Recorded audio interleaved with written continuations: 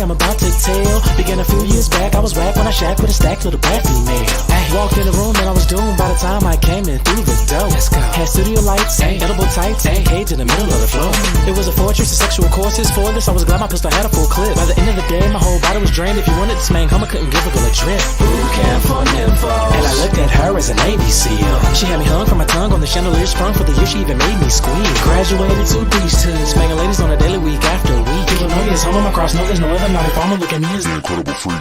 Oh, call me naughty farmer, I go straight freaks. Call me naughty farmer, I go straight freaks.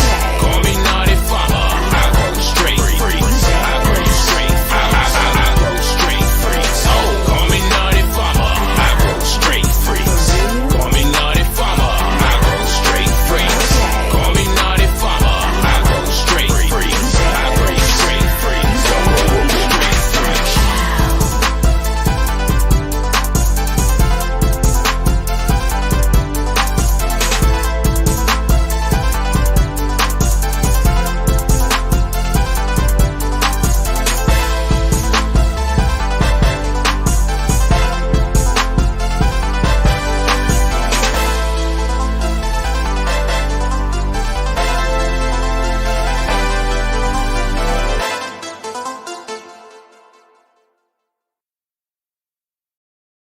It'll be soon, but not tonight, Eric July.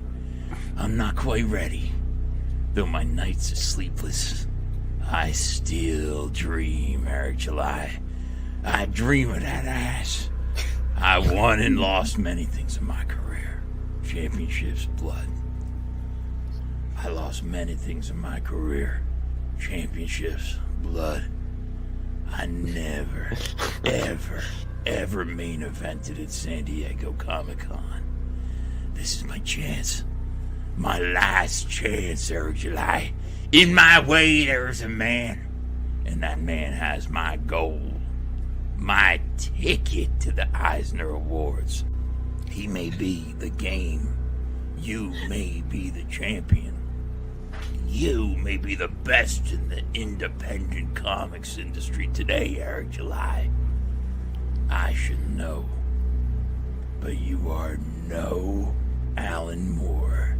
You are no Jack Kirby, and you never will be. 50 years I've been chasing this dream, Eric July. Dozens of fractures, hundreds of stitches. Countless nights I bled, Eric July. You may say, this is no dream. This is a nightmare. Maybe, Eric July. But it's your nightmare. And I'm gonna decide when you wake up. Or any menstruating person in this country cannot make decisions over their own body. Even limit their ability to get gender affirmation treatment in their state.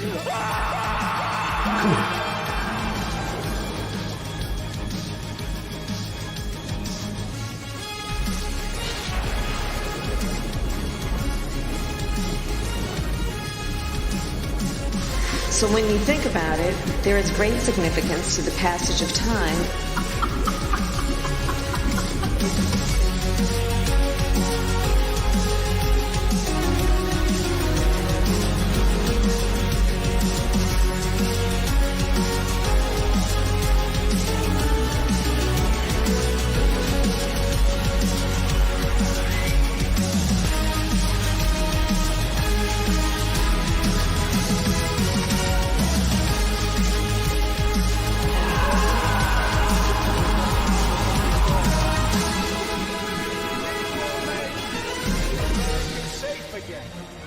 And we will make America great again.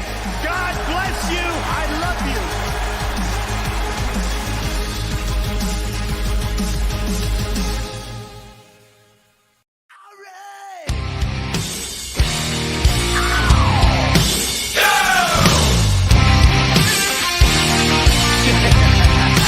Check it out. I wanna make one thing crystal clear. When I want an Oscar beer, get it real quick and say yes, dear. Those are the words that I wanna hear. We'll get along.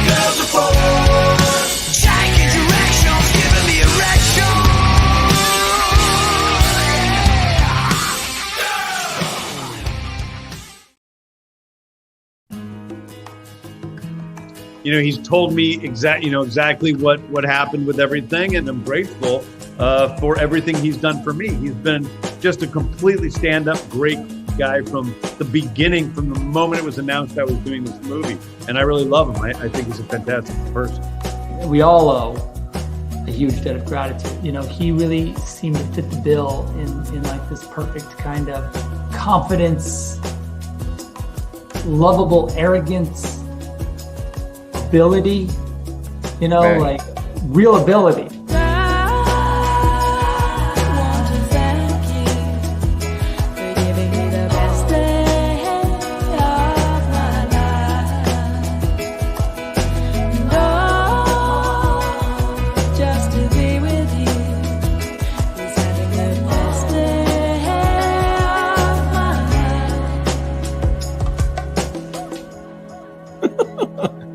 Sorry. Thank you.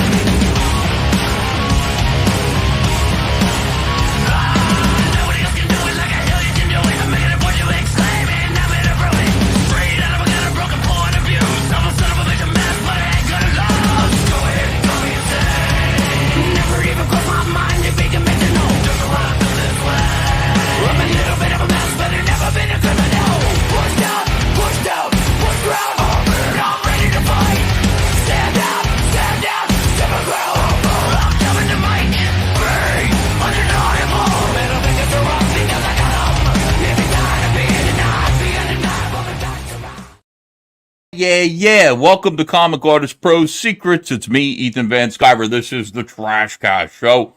I'm a 31-year veteran of the comic book industry, world's most charming, disarming, elegant, eloquent, and yet humble man. Very big Sopranos fan. Trusted member of the media. Great to have you guys here tonight. Sorry I'm a little late. Had to run a couple of errands. Every day I'm like, I'm not going to do TRASHCAST today. I'm not going to fucking do it. I'm going to take the night off. Let these guys chill.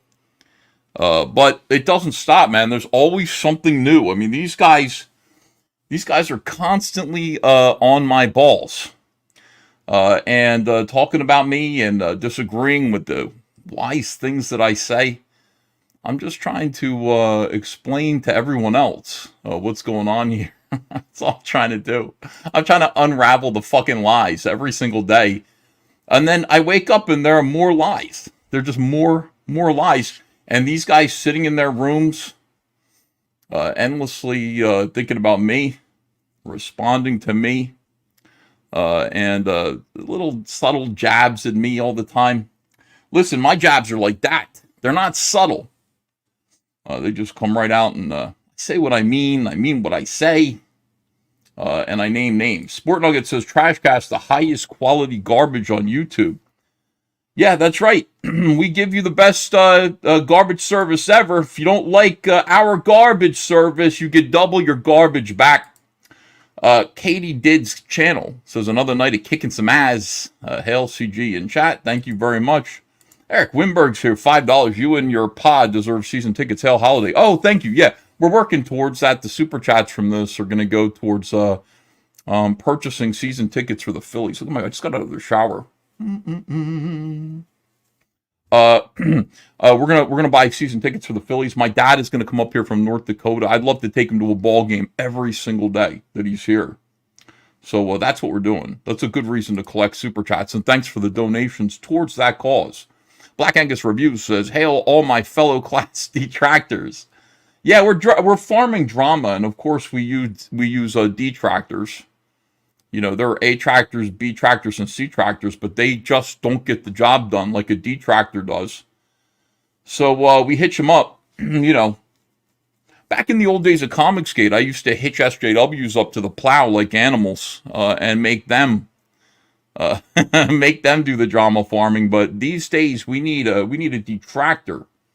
It's awesome, a detractor. StealthX5 says, TRASHCAST saves the day. Here's $5 for a pie. Thanks very much for that. And the Atlantean joined. Thank you for joining.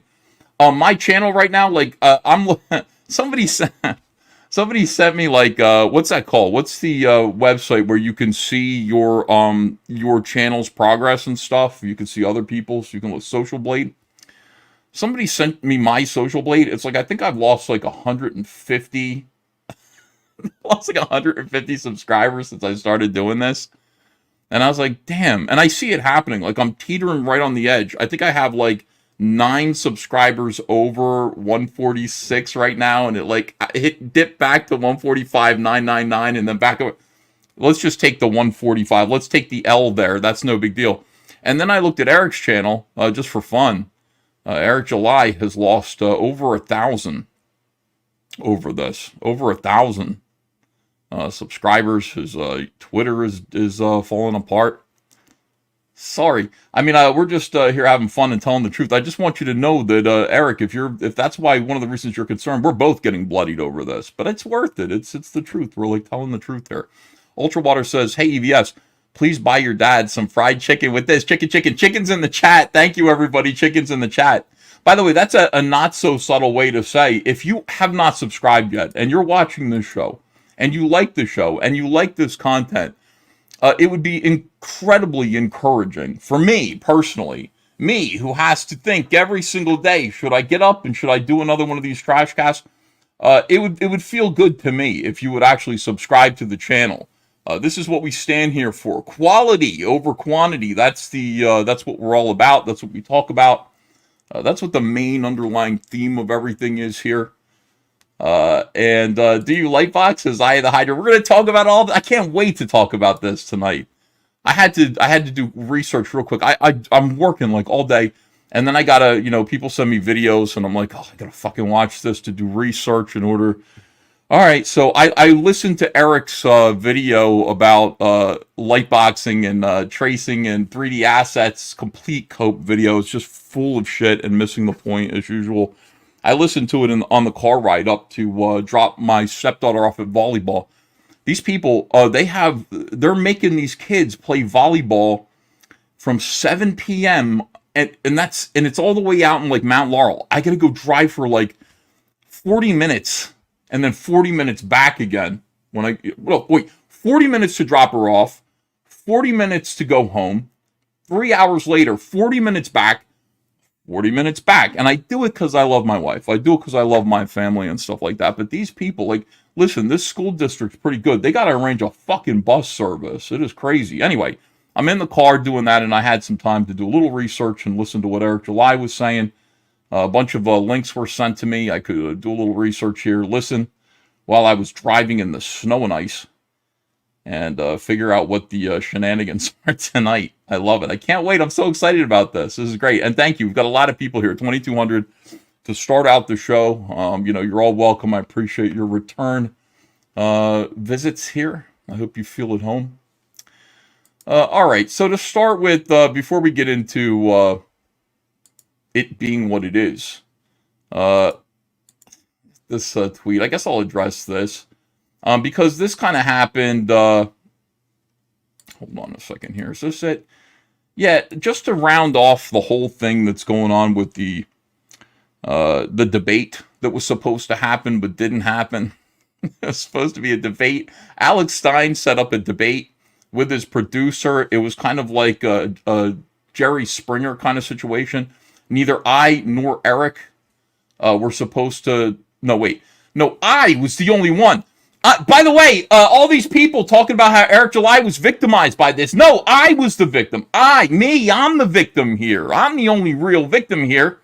As I examined this situation closely, I came to realize that I am the victim. And this guy crying the blues about how, I didn't agree to this. Bullshit. You did agree to it. We established it already. We looked at all the videos yesterday. We looked at we looked at the timeline. We looked at everybody's account. I told you what happened to me personally.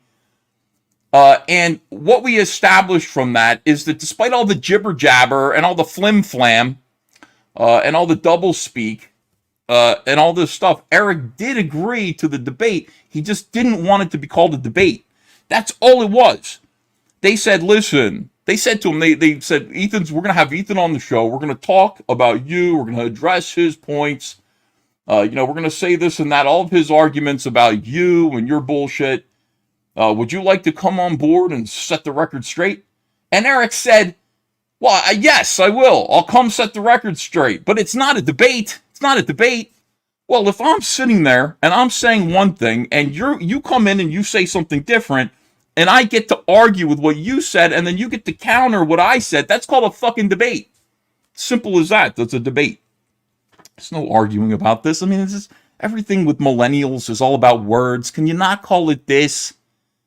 Can you not call them the F slurs? Well, can I call them homosexuals? No, maybe just call them the people, the rainbow people of pride. Everybody's changing words all the time. We're allowed to say retard again, which I like. Faggot, you'll say it. You will say it, but it's on the borderline. It's on the edge. But I call them homosexuals now, and somebody said, "Hey Ethan, good job."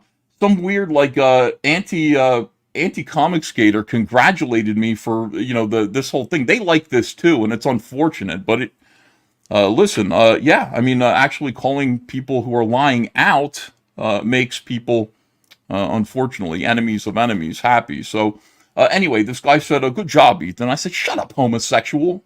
And he is a homosexual, so I told him that. I said, "Shut up, you homosexual." And he went, "Ooh," like this. Don't come at me like that. I don't want your praise. You still are, an annoying anti-comic skater.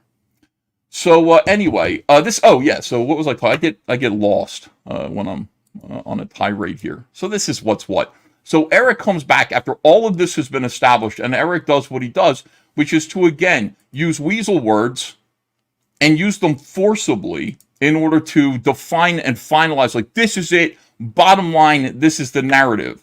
He goes, number one, I never agreed to a debate.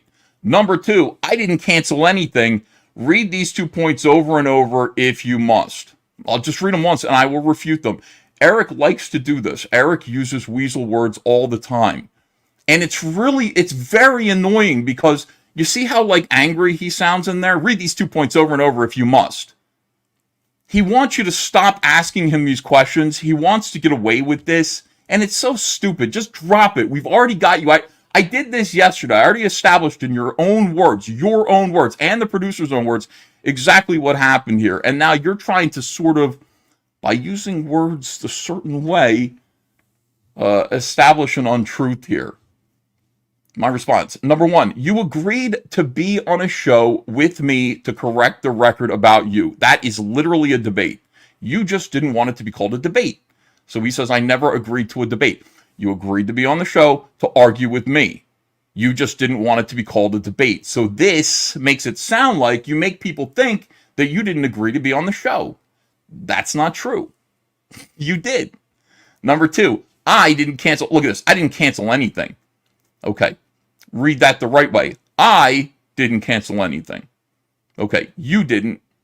But it seems very likely, in fact, I asked the producer, that you complained to management at the Blaze and they canceled on your behalf. So you didn't cancel anything. That's sort of true. But you did ask for it to be canceled, or you did complain, or you put people in a position where they needed to cancel it, or else you were going to cry.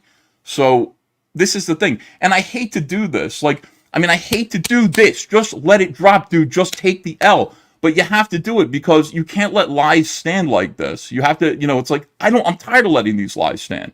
And some people are just like, and then, his supporters will be like, we just stop being obsessed. It's like, I'm not obsessed with Eric. I'm obsessed with the truth. And I don't like seeing lies. I don't like seeing half-truths. I don't like seeing falsehoods. And then I don't like the bullying that goes along with it. Like, accept what I'm saying, accept my narrative, and leave it alone, and then drop it, or else you're obsessed with me. No, I'm sorry. I think I'm going to keep doing this, and people can, you can say what you want to say. But I think I'm going to keep correcting him and correcting him and correcting him. And I'm going to force the truth on him. As he continues to do things like this, most people don't do this. Most people let him get away with this. I think instead I'm going to continue to correct him. Just like I'm going to correct his stupid video tonight. His stupid video. And catch him again in another set of lies. I'm going to show you how Eric lied and then rapidly changed his narrative over the course of like 5 days. And then you're just expected to kind of just forget like what he said 5 days ago, and, you know, just move on with the new narrative. Why? Because it's just, isn't this annoying? I mean, is this annoying to you? I don't know. It's annoying to me. So there's this situation. That does annoy me. And then there's this, which is kind of funny. Like Dick Masterson pointed this out. I don't think this is as big a deal, but it is kind of funny. I'm amused by this. Eric's Rockstar Lawyers misspelled his trademark. They did trademark Ripaverse Comics, but they trademarked it as Ripaverse. Ripaverse Comics. So there's an extra E at the end. Mark's literal elements are Ripaverse Comics.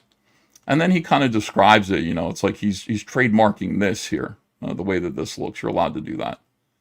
But for some reason, I don't know if they can correct this. Can you just go in there and... you can't see it, can you? It's not really... let me just show you. I know you're taking my word for it. Let me see here. Can I open this up in a new tab? And then load up. There we go. Ripaverse Comics. No, you still can't see it. Oh, wait. Hold on. I didn't change the... okay, share this tab instead. Okay, there we go. Now can you see it? Yeah, now you can see it. You know, I'm worried about you guys. I want to make sure that you see what I'm saying. If I have visual aids, I want you to be able to visualize them. That's what our eyes are for. Our eyes are connected to our brains. So you take information in through your optical sensors, and it goes up into your cerebellum here, and you go, ooh, this looks like bullshit to me. And that's what this show is all about. This is TRASHCAST, ladies and gentlemen. Thank you for joining me tonight. Let me read some super chats. And just stay on. You guys are sending me super chats. Listen, you're funding this show. I appreciate it. These super chats, you ask questions, I'll answer your question. Haters are welcome. You're most certainly, I'm very grateful for this. Q Revere for $5 says, I'm not a comics guy, but the more you expose EJ, the more he looks like the SBF of indie comics. Who's that? SBF. Infiltration instead of invasion. James Murphy says, the tractors pull up for the naughty farmer and his brand new drama harvester. Trashcast is what YouTube was made for. Thank you, Ethan. I like it. Sport Nugget says, this is the highest quality garbage on YouTube. Thank you for $2. Jose M says, Trashcast number 8 tomorrow. You owe us the Isom 2 review. Oh, shit. I did promise you that. Did I promise you guys I'd review Isom tomorrow? I don't remember, I did? Oh, no. Well, I mean, I don't... Oh, no, look at this. Oh, yes, you did promise. Well, fortunately, we got right here, little Ripaverse. We open it up.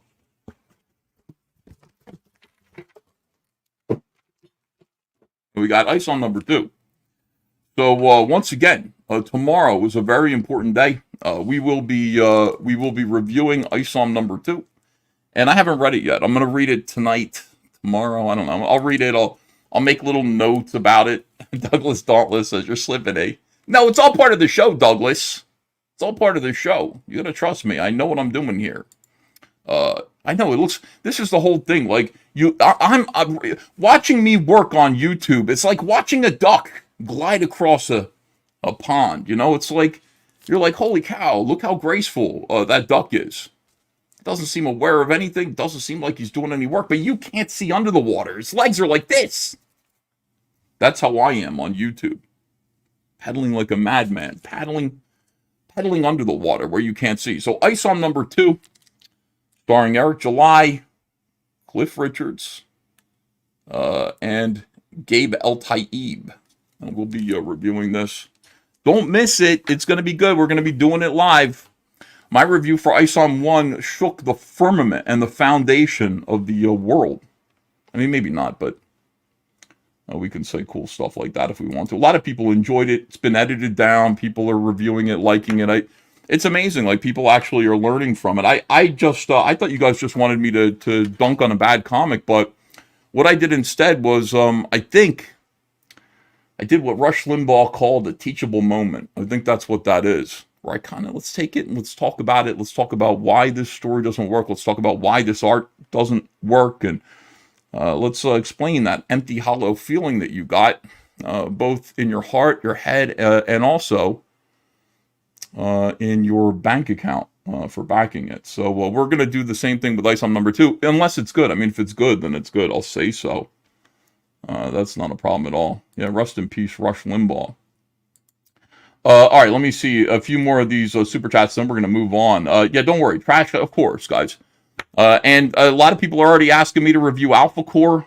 Quite a few people are asking me to review Shadiversity's book. Please don't make me do this. Porkon says, for $20, thank you. Wow. Oh my God, $20. Are you kidding me? That's very kind of you. I appreciate it. $20 says, if Eric's lawyers filed his trademark name incorrectly, does this mean his settlement with International School of Ministry could be void if the business name on that is Ripaverse instead of Ripaversey? No. No. I mean, that would be funny, but no.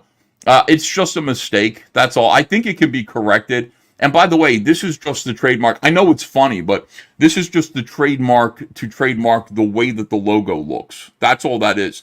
There are several other trademarks to hold the mark for use in trade with Ripaverse for use of hats and T-shirts and then comics and all those things as well. So that's all that is. This one particular thing is just the filing to describe and define the Ripaverse logo and explain it and say this is our. You can't do a Ripaverse thing that looks like this. And that's the way that is. So thank you for $20. See, we strive to be honest around here. Fair is fair. It's funny, but it doesn't mean anything. Braves Ryan says, go Braves, but enjoy your season tickets. You're Braves. Phillies and Braves, man. Arch rivals. I can't wait for 2024. Can't wait for the baseball season to start. Strange Signal says, for the dog N-word review. All right, we'll see about that. Thank you. Porkon says, now's the perfect time to file Ripaverse as your trademark, so he has to negotiate it back with Alex Stein as an educator. Thanks for the clown show. Eric, hail Trash King. As I just said, that's not a thing. Don't. You can fantasize about that if you want, but that's not a situation. And the thing about it is the moment that he said, my company's called Ripaverse, unless there was somebody who had previously used the very strange word Ripaverse in trade in comics, he's safe to do that. He owns the common law trademark for Ripaverse, and he can file it for use in various places to protect it. He'll have extra protection now that it's registered.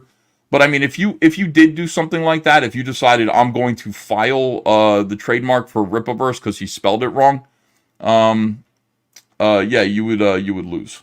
Marilith 2005, thanks for joining the channel. I appreciate you. Apple Pit says, did you get my song, bro? Can you play it at the show's end? I did get it. I haven't listened to it yet. I'm sorry. I've been very busy, Apple Pits, but I did get your song, and thank you. I'll give it a listen.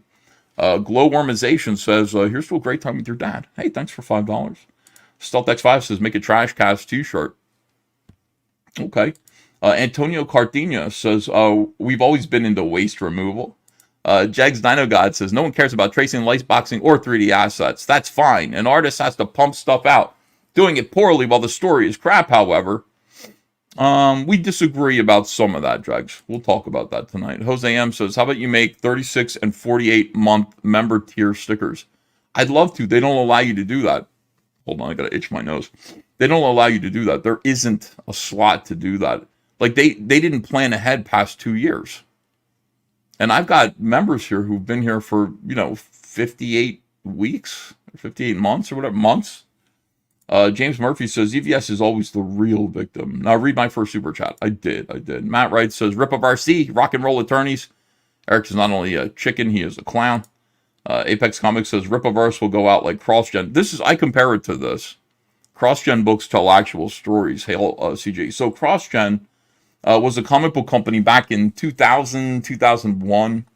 And basically what it was run by a man who created a special kind of rubber that could be used in basketballs.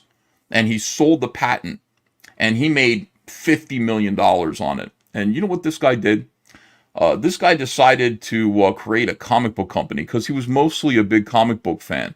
So he started a comic book company called CrossGen, and he used his money to hire all of the creative people that he admired, and he could have anybody. So he gave all these guys like Kurt Busiek, Mark Waid, Steve McNiven, Ron Mars. Like he hired all these writers, he hired all these artists, and they all had to draw his dumb ideas.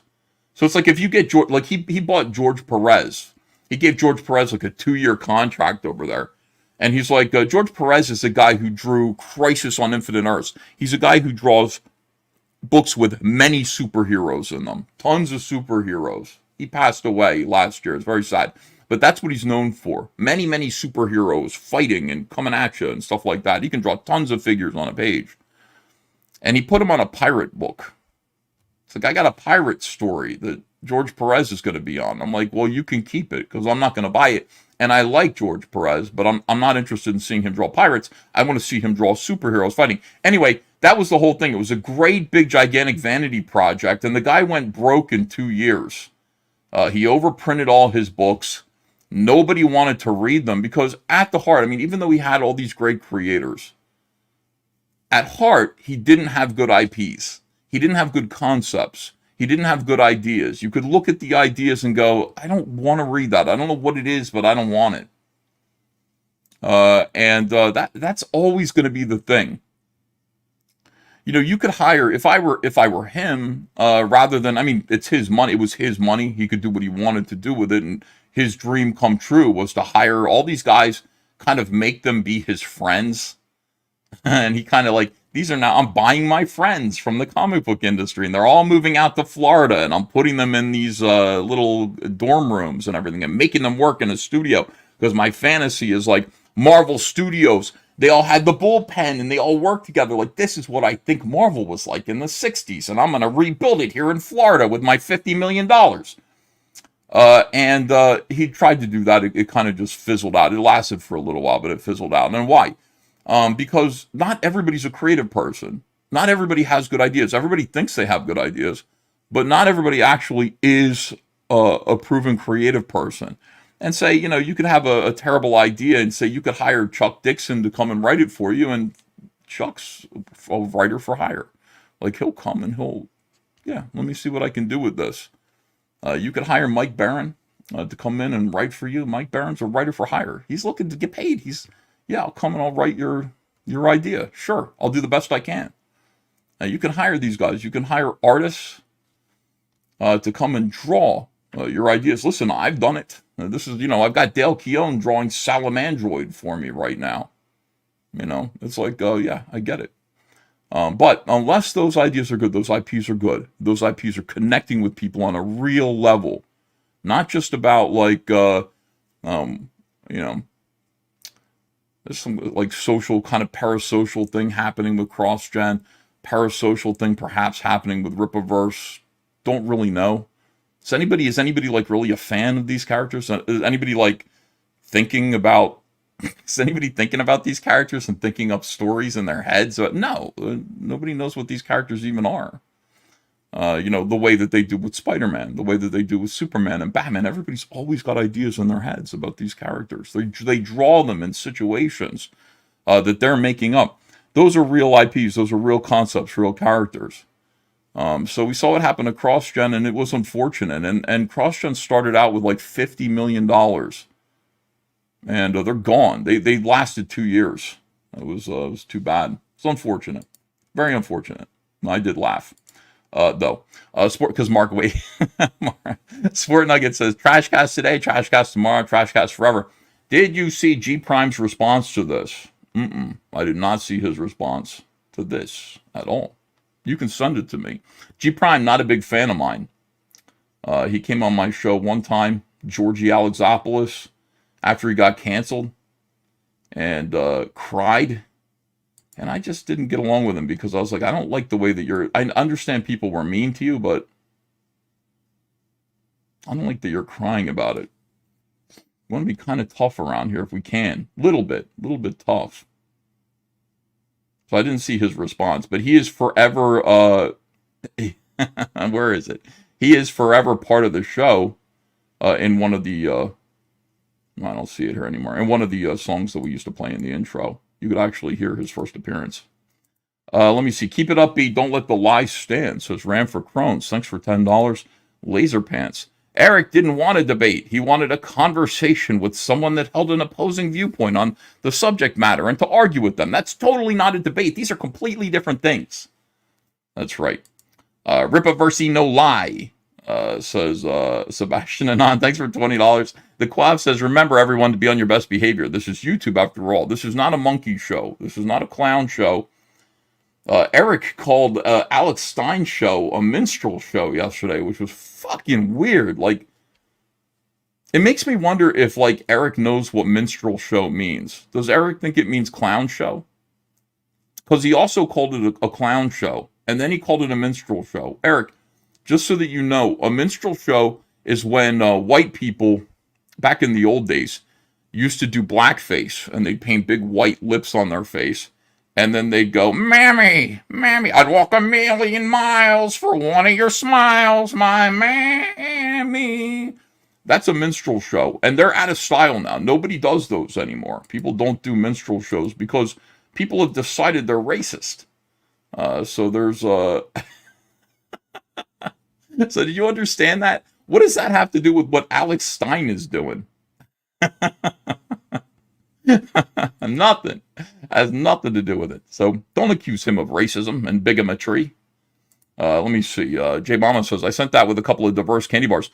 Jay, I saw them. Yeah, they had the N-word on them. And I did give them to those candy bars. I did give them to Andrea. I said, you want some Brazilian chocolate? She said, maybe. So we'll see how those are. Thank you for that. Nightmare says, Airwreck is acting like the Dark Side Phil. Oh, DSP is Dark Side Phil. Airwreck. Dude, thank you, Nightmare. Frankie Ramon says, Farmer Thumbnail needs to be a YouTube exclusive member card. Let me see. Caution Time says, I'm really fascinated about whether you're going to drive off more customers than you bring in with TrashCast. Personally, I'm loving this stuff. Are any of the kings uncomfortable with this? I didn't ask them. I will tell you that there are 4 or 5 kings that are cheering me on. Everyone else is drama-free. Seriously. The people who are cheering this on are generally people who do very well at crowdfunding and aren't worried about it. But there are a lot of people who are in my circle who, they feel a little bit more... Is precipitous, like they're precipitous? Is that the word, or does that mean precipitation? I mean, like they're on a ledge a little bit, and they feel like they don't want any drama or any conflict or anything like that, and I don't bring them into it. As far as my plans go now, TrashCast is me solo. A couple of people want to be a part of it. We'll see, but it's just me solo right now. Nobody else within Comicsgate is officially aligning with this. And you should all, no matter if you like Eric July and you like me, or if you only like Eric July and now you hate me, you should still back everybody else's projects. That's all I'm saying. Mac Rendell says, Peloton stream to honor the Ducks. Not in your lifetime. Atlantean said, thanks for $5. EJ speaks like he's the smartest guy in the pack. One glance at his writing chop shows he's not as smart as he thinks.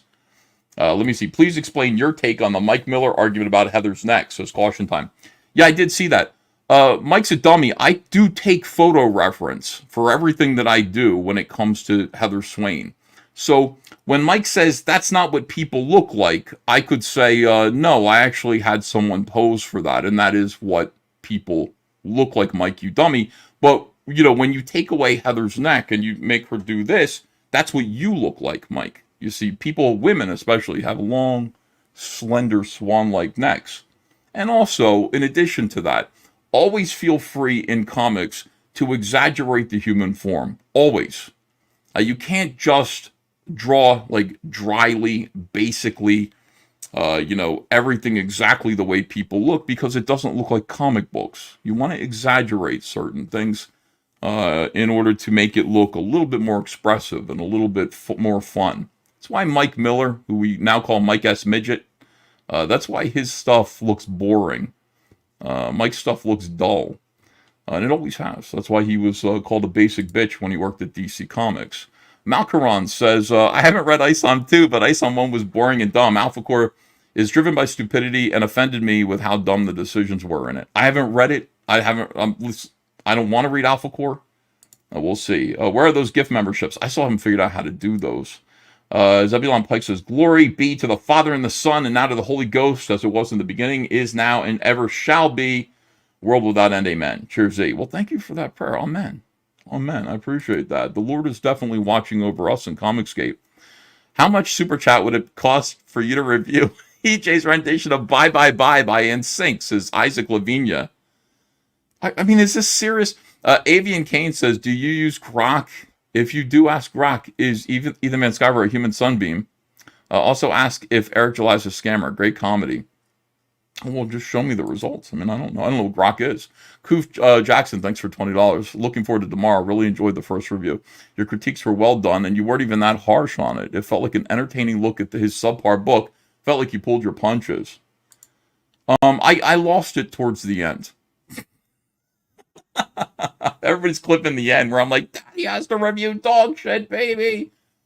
Yeah, that was when that one moment was when I was finally fed up, like right here. Somewhere near Florida. I'm gonna fucking throw my pen across the room. Do you know where it is? Do you know where it is? Where this is? This is your story. Tell us one fucking thing. I'm gonna upset Ava. Ava's upstairs, she's hearing Daddy yelling in the basement. I have a 7-year-old daughter. She has autism. She doesn't like it when I yell, but what am I supposed to do? Daddy has to review dog shit, baby. Sorry. Yeah, right there is when I kind of lost it a little bit. Probably shouldn't have done that. That's not polite. Trying to be professional here, after all. Yeah, go easy. I will. Tomorrow I'll try to be a little bit more polite about this. Arta Roy says, 2-second search on Google. I found stacks of images of women in that same position that drew Heather Swain.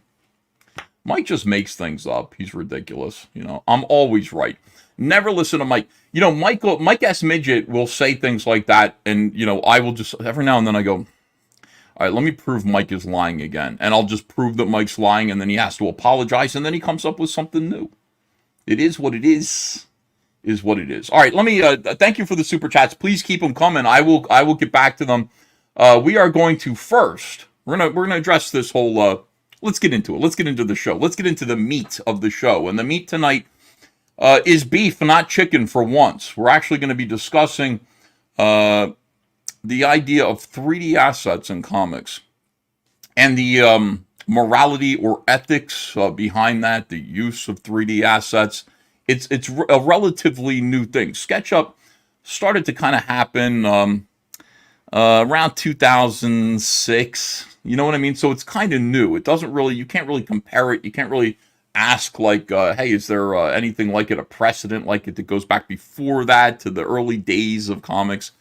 It's new. But the internet, the computer, they've made drawing comic books for people with no talent a little bit easier. It's a little easier to fake being a comic book artist now today than it ever was before. And therefore, I don't know, is that good or bad? To me, it's not good. I really don't like the idea that, let me put it this way. When I'm reading a comic book by Jonathan Byrne, John Byrne, one of the greatest comic book artists of all time, I like his standard. I like his ethos. I like, what he will do, what he won't do. He would experiment every now and then and try some certain things just to see how it looked. There's a whole issue of the Fantastic Four where, and only once, where John Byrne would say, I'm going to drop out the backgrounds. Like normally I would draw the New York City backgrounds. Instead, I'm going to take photographs of New York City and I'm going to drop in photocopied, bleached out photographs of New York City that I took, put them back there, and then draw the Human Torch or Mr. Fantastic over that and just see how it looks. And how did it look? It didn't look good to me as a kid. I looked at it and went, I mean, I see what you're doing, Mr. Byrne, but I would really rather see your line artwork. I understand the experiment. You want to see hey, look, it's the Fantastic Four, and they're like puppets that are operating in what New York City actually really realistically looks like, and that's neat. Like, I'm glad to that's a neat idea, but please go back immediately to the old stuff. And he did. There were cases in the past where artists would actually draw, they would steal photographs that were owned by photographers, and they would trace them, and they would get sued. One artist in particular took a picture of Sophie B. Hawkins from her album cover, literally lightboxed it, traced it, and used it as this girly, like, womanly face figure behind, I think, Doctor Strange. Doctor Strange is in the foreground. He drew Sophie B. Hawkins in the background. I think it was Sophie B. Hawkins. Can't remember. That guy got sued, and he lost the lawsuit. That was somebody else's work. No, it wasn't David Mack. It was, I better not even guess who it was. Somebody will be able to tell me. You can look that up. You can find out the story behind that. For some reason, I think it was Michael Golden, but I think that's not true. It was Amy Grant. That's who it was, not Sophie B. Hawkins. Thank you, Mike Partika. One of those lesbians from the late 80s and early 90s. Oh, wait, Amy Grant isn't lesbian. She's like a Christian. She was like Amy Grant is like the proto Melanie Mack, isn't she? You know, like, she had one hit called something about Baby Baby, and you think it's about her lover, but it's literally about her infant. And then every other song she sang was about Jesus. She's a good girl. She's a fake, says Cage Superman. Oh, no. Yeah, she's a Christian. So anyway, you got to be careful. Most of the photographs that you see in magazines, most of the photographs that you even see online are copyrighted. They're owned by the artist, because photography is considered an art, and you copyright your own work. So if you get caught tracing somebody else's stuff, then you're going to get in trouble. Okay, that's over here. Over here is the idea of tracing photographs or using photographs that you yourself took. And that's okay. That's considered to be okay. People do that. It is way less egregious. But none of that stuff has anything to do with 3D assets, which are, like I said, relatively new. And I consider them to be cheating, especially when used in excess. Yes, many artists do this. They do use them. But when we find out that they use them, we make fun of them. In this culture, in our group of creative circles, when we find out that there is an artist who is relying very heavily on 3D assets, photo tracing, reusing photo reference over and over again, we make fun of them. It's not cool. Nobody likes it. It's like, dude, we're working hard on our stuff. What are you doing? All right. So anyway, we've been talking about this. Eric July went on a show about a week ago called ACONS. It stands for African American Conservatives. This is their show. African American Conservatives. Very nice people. And what's funny is I went on this show like 2 days after Eric did. I was on the African American Conservative show.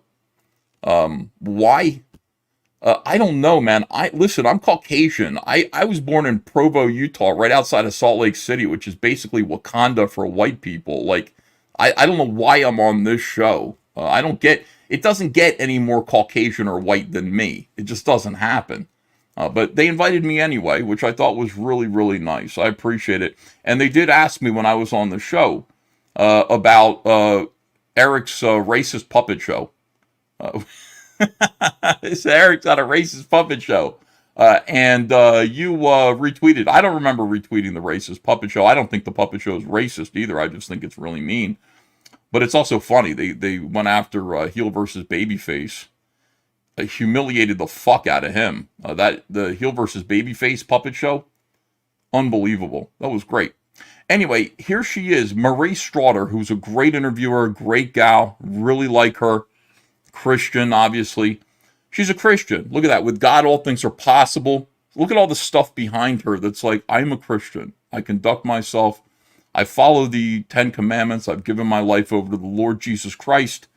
And now I'm interviewing a black libertarian by the name of Eric July, and I'm going to ask him a question, which I presume as a Christian, and he says he's a Christian too. Eric July is a Christian. And so I'm going to ask him a question, and we're going to hopefully get him to tell the truth in response to this question. All right, so here we go. Oh, what has been the response to rumors that the art in Isom comes from the hand of artist Cliff Richards, rather than not from his hand, but from a program like Turbo Squid? Yeah, Turbo Squid is a 3D asset farm. Essentially, you can go to Turbo Squid and you can buy, like I said yesterday, you can buy a whole bunch of figures. You can search it and you can buy, somebody else made a nice 3D model of whatever it is that you want. People got paid to make these 3D models.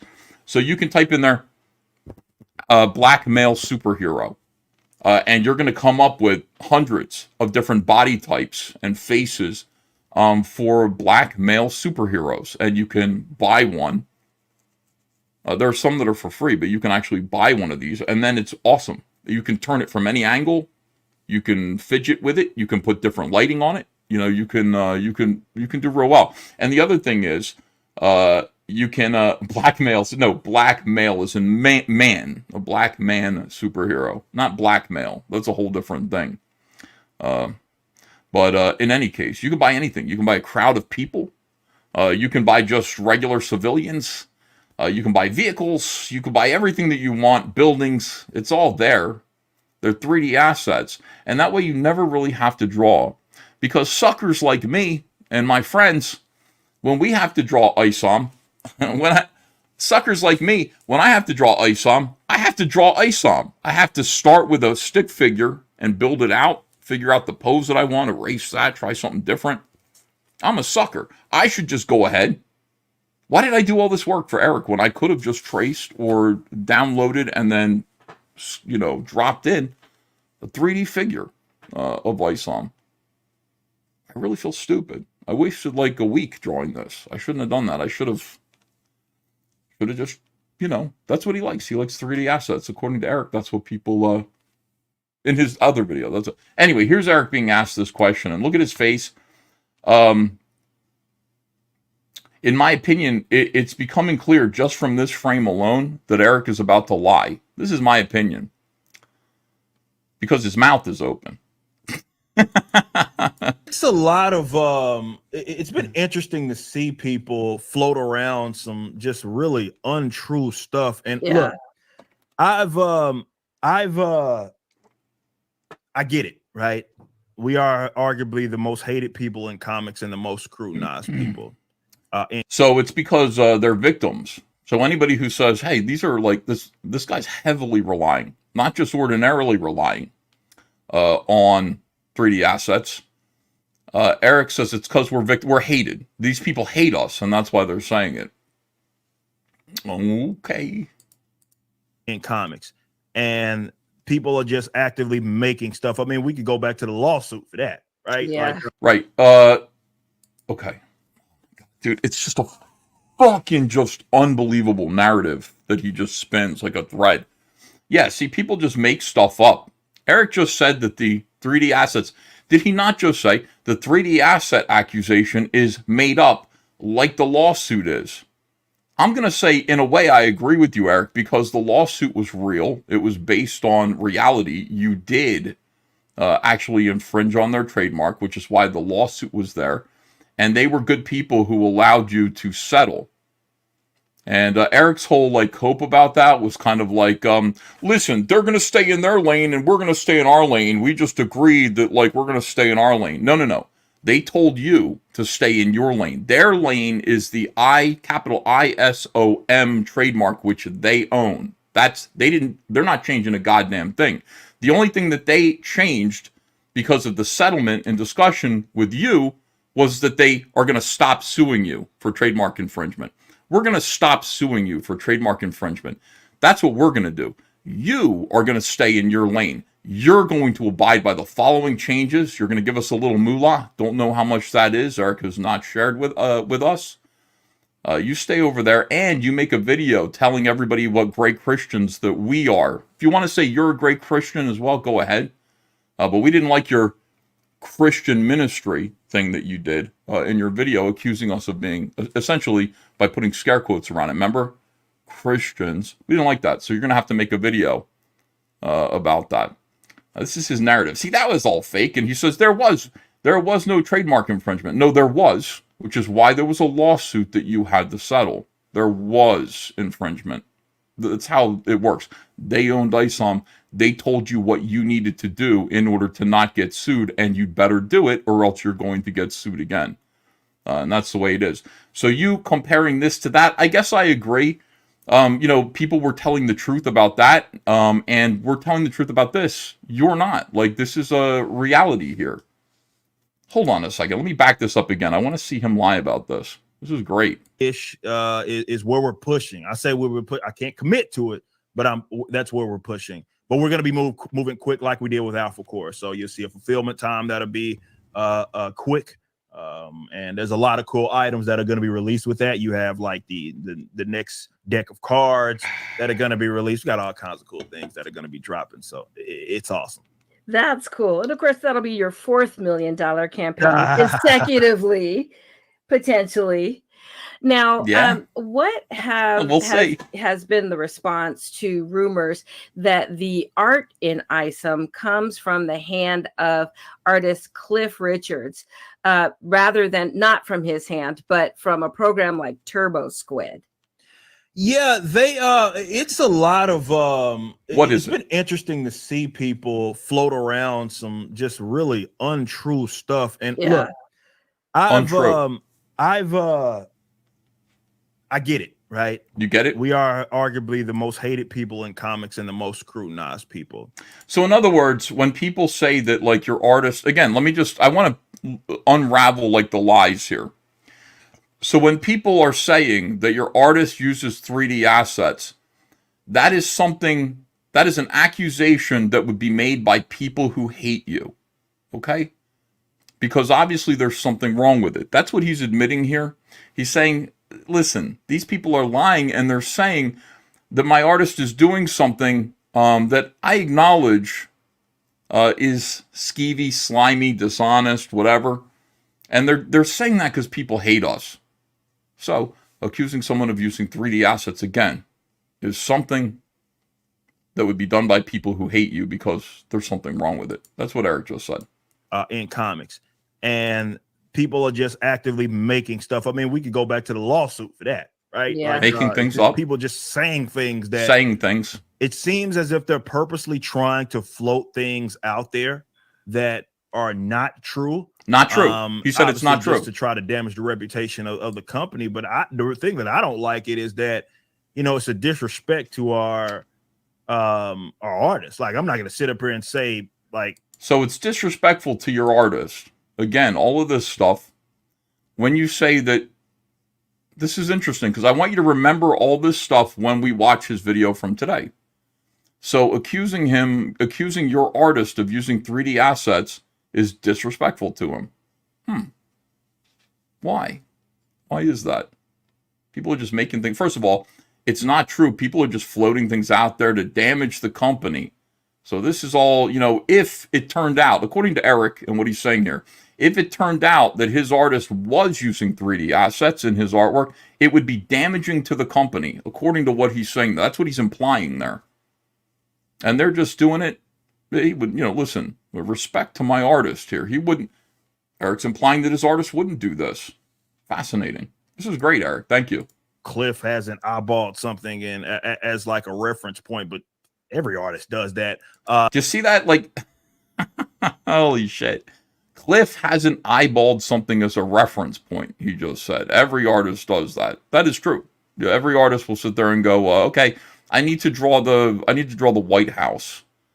Obviously I got to get pictures of the White House to work from. I got to do that. I got to find reference. Every artist does that. Look at Eric's face when he's lying, dude. I love it. Fucking love it. To be fair, and he's a talented artist. He knows what it is that we're doing, and he's also growing. You know, I mean, with the addition of a Canaan White to clean stuff up, that helps everybody that's involved. It helps Cliff. It helps Deborah. Listen, he's great. We have Canaan White to clean things up now. I guess the artwork is dirty. I don't know what he's talking about. He's kind of caught. He's doing a little dancing here. A little dancing. The answer is, yeah, I know. He uses 3D assets. Some artists do that. I'm not thrilled with it. I feel like we're paying him enough that he should be drawing everything. I didn't even know what 3D assets were. So I talked to him about it. Hopefully we're gonna see a less of that from him. That's the honest answer, Eric. I'm new to this. I just started doing comics. I don't know. I'm not an artist. So I didn't know what these things were. There are these shortcuts that are on the internet. I don't want my artists using shortcuts. I don't like that. I think it's disrespectful to the customers who are paying $35 a book plus shipping.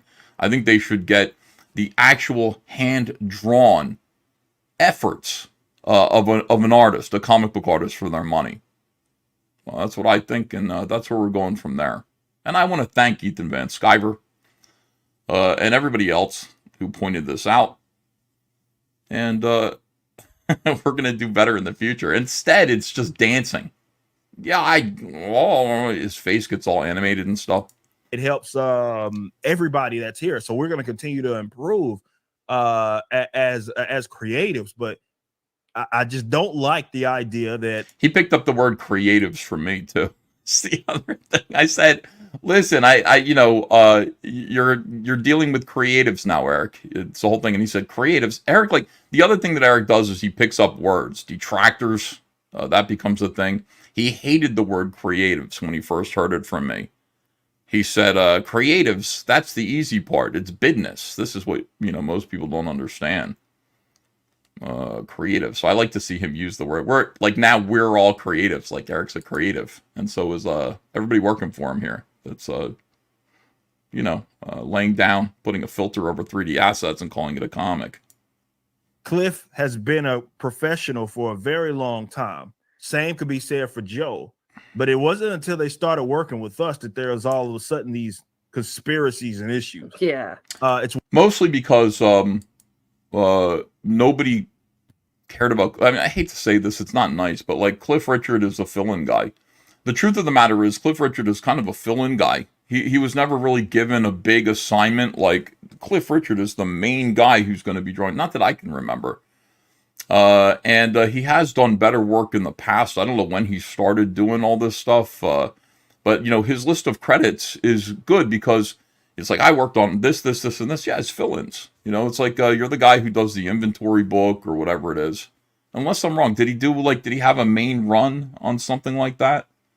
I can't recall that. I can't recall him having we're launching a book. We're launching it with Cliff Richard. Until this, he's in the spotlight now, and the reason why people are looking at it is looking at him is because you put him in the position, Eric. You said I'm here to save the comic book industry. I'm not going to let I'm not going to sit idly by. What was it that you said? I'm not going to sit idle while the comic book industry implodes with poor quality and all this stuff.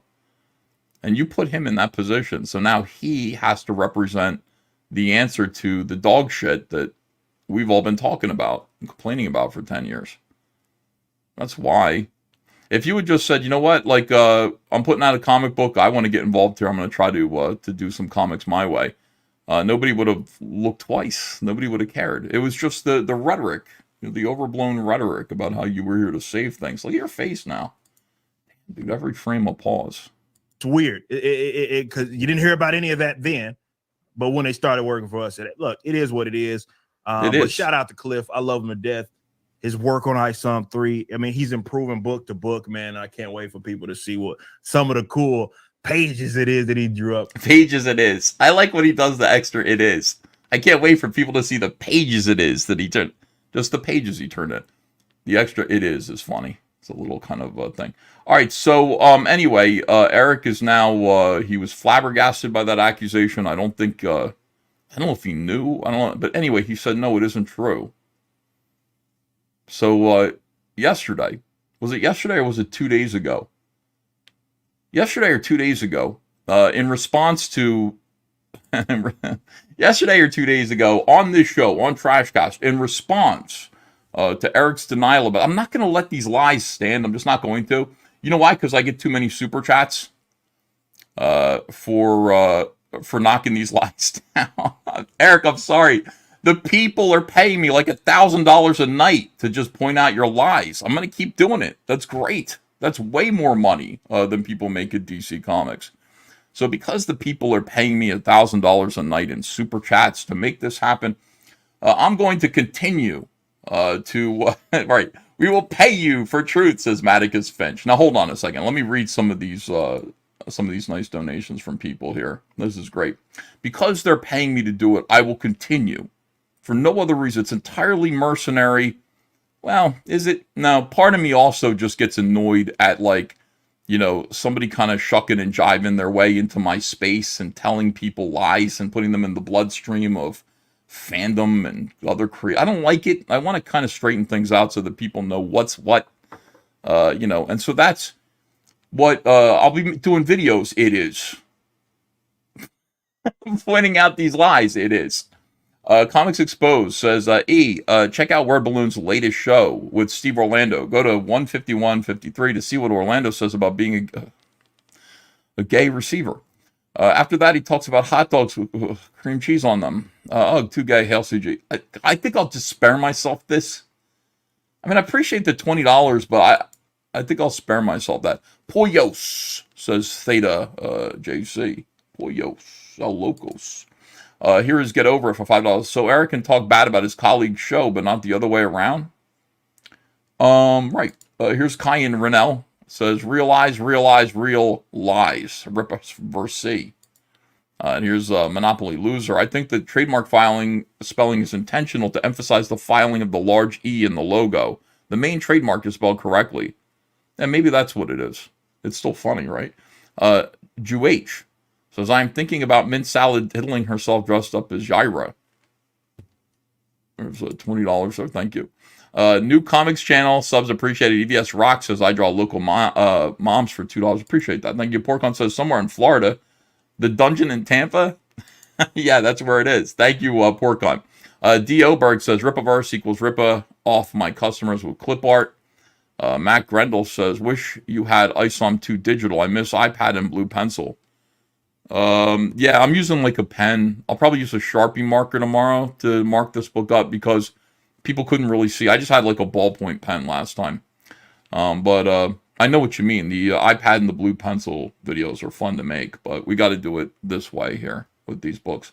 Dennis, thank you for joining. Appreciate that. Welcome to the show. One Slick Dude says, we need a collectible channel card of EJ the Line Chicken Man with the title, The Debate is Over, done with 3D assets. Anybody who wants to do that. Cars in Depth says, do 3D assets include posable figures at art store? Oh, no. That's fine. Yeah.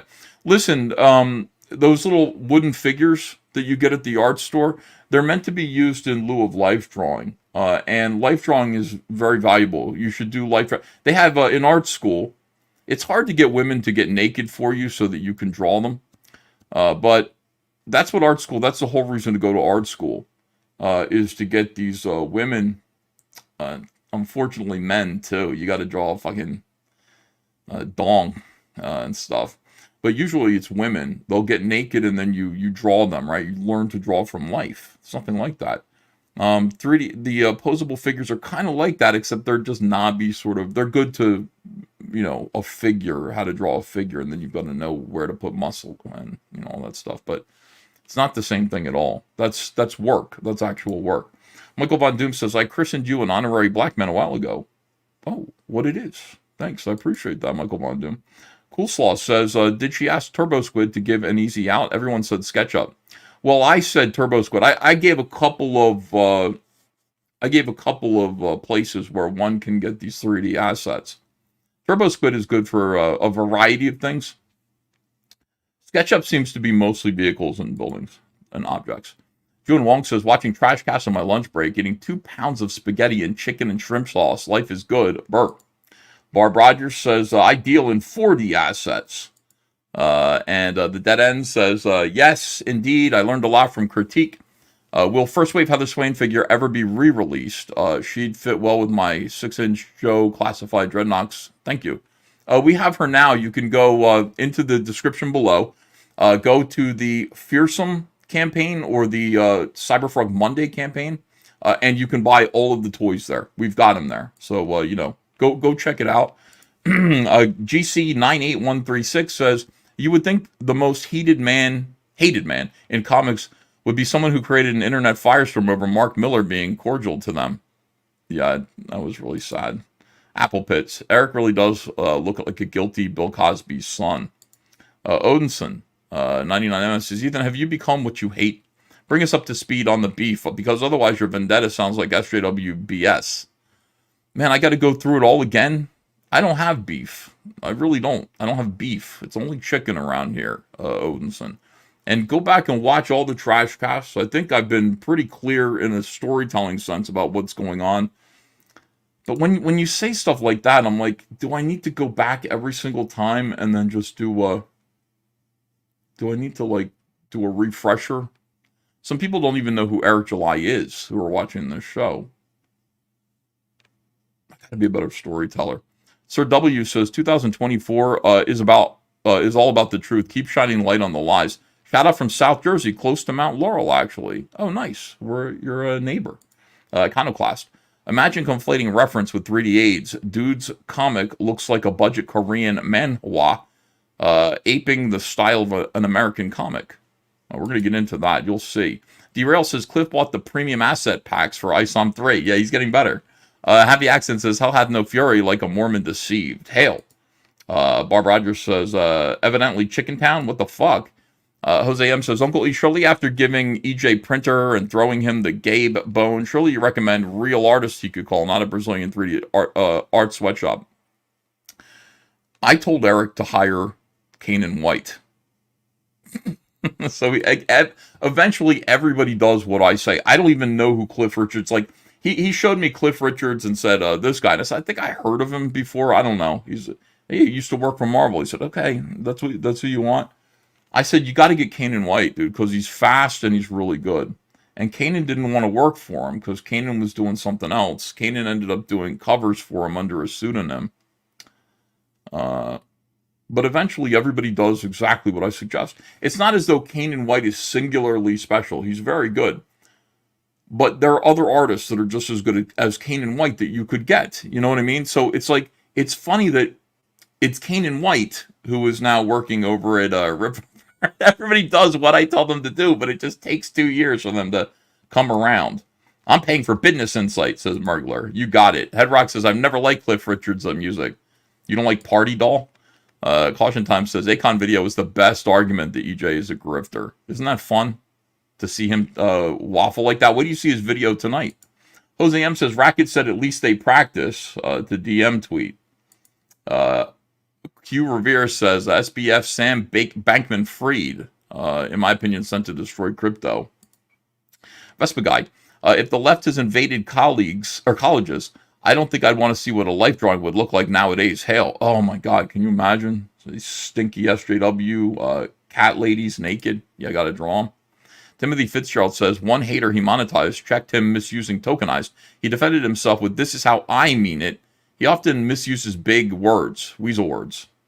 Well, he finds a way. He's very Clintonian, which is funny. Like, Bill Clinton would say, it depends what the meaning of is, as a way of weaseling out legally of having to give a self-incriminating answer, which is what I feel like Eric does all the time when I look at his responses to things. Nitrum says the comic book experts, as in Nerdrotic, should be the ones doing this criticism instead of selling this subpar stuff to their fans. And here's Hammond of Texas. EVS, where can I find that You Are a Lesbian song? You are a lesbian. I don't know. Where did I find that? That was really fun. Let me think about it, and I'll see if I can pull that up for you. All right, so here we go. Clintonian, like Superman? Like Superman? I don't see what you mean there. All right, here's today's video, and this is why we're here tonight, to examine this video, which is about to contradict everything that Eric said. And it's weird. Where did I put it? Let me look it up real quick. It's about to contradict everything that Eric said.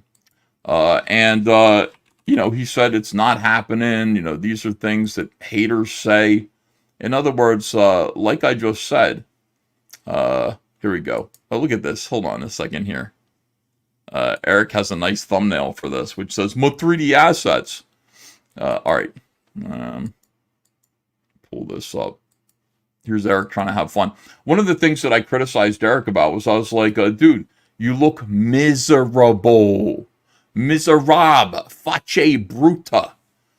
You look like you're having no fun. And then I also said when he went, oh, it fell on the floor, that he was like Fred Sanford, and he looked ridiculous. And Eric does everything I tell him to do. Everything I tell Eric to do, he does. Look at him now. He's got Fred Sanford. You gotta be fucking kidding me. Here's Red Fox. He's watching Eric High. He's watching all this stuff, and he's behaving according to what I ask. He thinks about me all the time. Eric, I'm only doing this for money. I don't know what you're doing this for.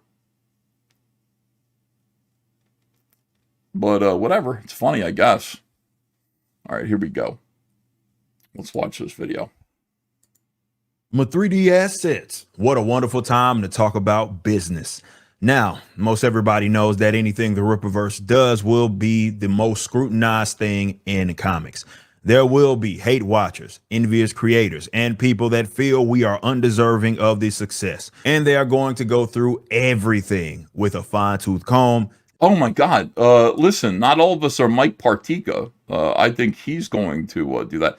Here's the other thing that I want to say. I haven't listened to Eric July's scripted videos in a while. I haven't listened to too many of them at all. But is this like the real Eric July, or is this AI Eric July? Did he just use his own AI program to do this? Because this flat monotone thing doesn't sound that much different than when somebody made a video using AI of Eric July reviewing Cyberfrog Blood Honey. And it fooled a lot of people. And to me, I went, this is so clearly AI. Like, this doesn't sound like Eric July does it. I mean, it sort of does, but it's flat, you know, and it fooled a lot of people. People said Eric July's review of Cyberfrog is fucking ridiculous. This is just, I mean, it's so stupid. Like, his review, some people just didn't get it and didn't understand that it wasn't really Eric July. And listen to it. Here's the review. Listen to this. So Ethan Van Sciver reviewed my comic book Isom because some detractor paid him $1,000 to. It was not even in the same solar system, as fair, of course. What it is Ethan has the fucking nerve to call it bad. Terrible even. Well, two can play with fame, Ethan. I will now review Ethan's baby. His metaphorical baby, not his actual baby. His comic book baby, Cyberfrog. It's like the Teenage Mutant Ninja Turtles if they was white, and there was only one of them. And he's an alien. And a robot. We start with Cyberfrog, warts and all. A collection of all the stories Ethan made in the 90s about this green jumping bitch before he got all old and fat and racist. They ain't even colored. It is mostly black and white, which is ironically appropriate. What it is about it is Cyberfrog killing inner city urban youth. My homies from back in the day. Cyberfrog, even though he is a frog, he is, of course, white-coated. The Soska sisters taught me that. Anyway, then there is a satanic magic incel named the Deathfly. Cyberfrog has to save some fine-ass jailbait named Heather from the Fly Guy comic book legend My Ass. He ripped me off. Then Ethan did a reboot, Cyberfrog Blood Honey. The premise is Cyberfrog fucked around and found out. He ended up in a coma. Bitch-ass frog. Aliens took over the whole world while he was sleeping. That's some honky shit. Ethan clearly does not understand superhero stories. A superhero is supposed to be a black guy. That gets asked to leave. He then, of course, responds with violence. Try and escort me out day club? Fuck you, bitch. Total bouncer death. Where was I? Oh, yeah. Then we have Cyberfrog 2, Wreck Planet. You spelt it wrong, Ethan. Dumbass. So, Cyberfrog tries to join the human community. Humans are struggling because aliens took over. It reminds me of when a bunch of Chinese moved into my hood. The libertarian shit on Cyberfrog, then Heather's daughter gets kidnapped by the Chinese. That's right. Heather had a kid with a guy, not Cyberfrog. Cook alert. Cook alert. Anyways, do not get Cyberfrog 3 or any Cyberfrog stuff on eBay. So, first of all, that fooled a lot of people. And I thought, I was like, well, this is flatly AI. Like, it sounds like Eric, I guess, but, like, it's not Eric. Like, surely people will know that. No. I got people saying, no, that's Eric. Why is Eric saying that stuff? Because, listen, like, I didn't realize he does sound exactly like that AI. When he's making a recorded video that somebody scripted for him, probably, he sounds just like that. It's insane. All right, here we go. Listen to that now. Listen to this now, having heard that. And it's not with the intention to help, it's to destroy. Some are more honest about that than others. This is something that we anticipate, we embrace. In fact, it's more of a badge of honor. The hype surrounding the Rippaverse is so real that people that don't even care about comics are spending countless hours trying to find something wrong. For some of these creators, using that term loosely, we know that it probably pains them. It's exactly the same. Nobody will ever care. This is exactly the same. By the way, the thing about Eric's videos, as the Stan Lee of comics, like, he's so bitter. Like, he's just like, everybody's hyped. The hype around Rippaverse is genuine, and we know it'll probably pain other creators that nobody's ever going to care and love them in their lives as much as they love Isom. Nobody's ever going to give a shit. People would step over them if they were dying in an alley, unlike how they feel about Isom and Rippaverse, who they cherish and they lift up and they think about night and day. Nobody gives a fuck about them. Like, it's always like, why does it have to come with that kind of a barb, dude? Stan Lee, if Eric July is the next Stan Lee would never say that. In fact, I would never say that, like, about, even though Cyberfrog, and all caps, is, like, way superior to this dog shit. I would never say that. I would never say, like, Cyberfrog is like Martin Scorsese, and you are like, who's that asshole who made the Fantastic Four film in the early 90s or late 80s? Roger Corman. So, like, I'm Martin Scorsese and you're Roger Corman. I would never say that, even though it's true. It just isn't like it's beneath me to say that. I never say that. But he says that all the time. Like, he says all these super mean things. Like, he can't just be excited about his own product and without denigrating other people. Some Take says, just realize DJ is EVS's #1 fan. Always, always watching in adoration and gayness. It's true, dude. These guys, him and this other guy, Az, they think about me all the time. There's no point in which they're not thinking about me. 100% true. I don't know why, why? Am I that special? It's true, though. I guess I am. I gotta think about this a little bit. Why think about me? And what I'm doing here with TRASHCAST. 3,100 people watching right now. Sometimes I ask a question, and I try to look at it from their perspective.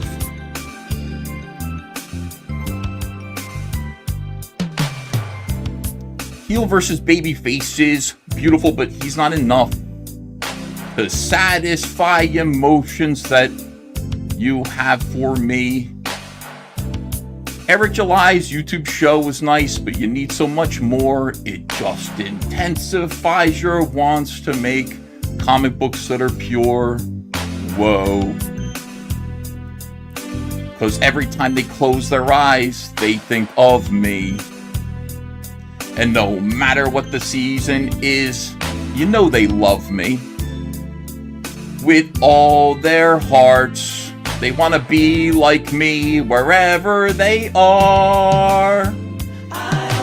Think of me on 2 occasions. That's day and night. They're gonna go broke if they don't listen to me. Only I can make it right. Sorry, everyone. No, listen, it is true, though. There's a lot of obsessive behavior. People taking a look at Cyberfrog and thinking, I can do that. But it takes years and years to become a seasoned professional. Not everybody can do it. It takes time and talent.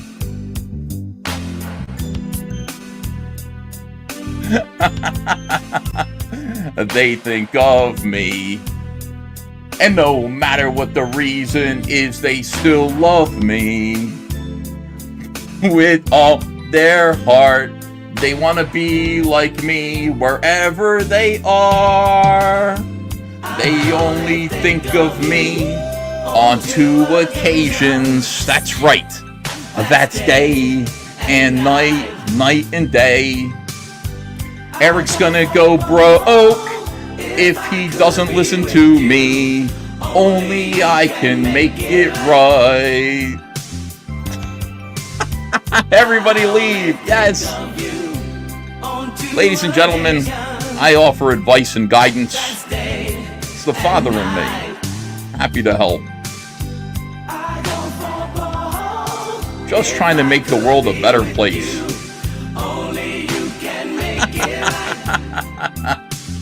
All right, enough of this. I'm so sorry. Let's get back to the show. A lot of people were entranced by what we were saying about this video. Thank you so much. Alfred Ortiz says, "Drop a thumbs down."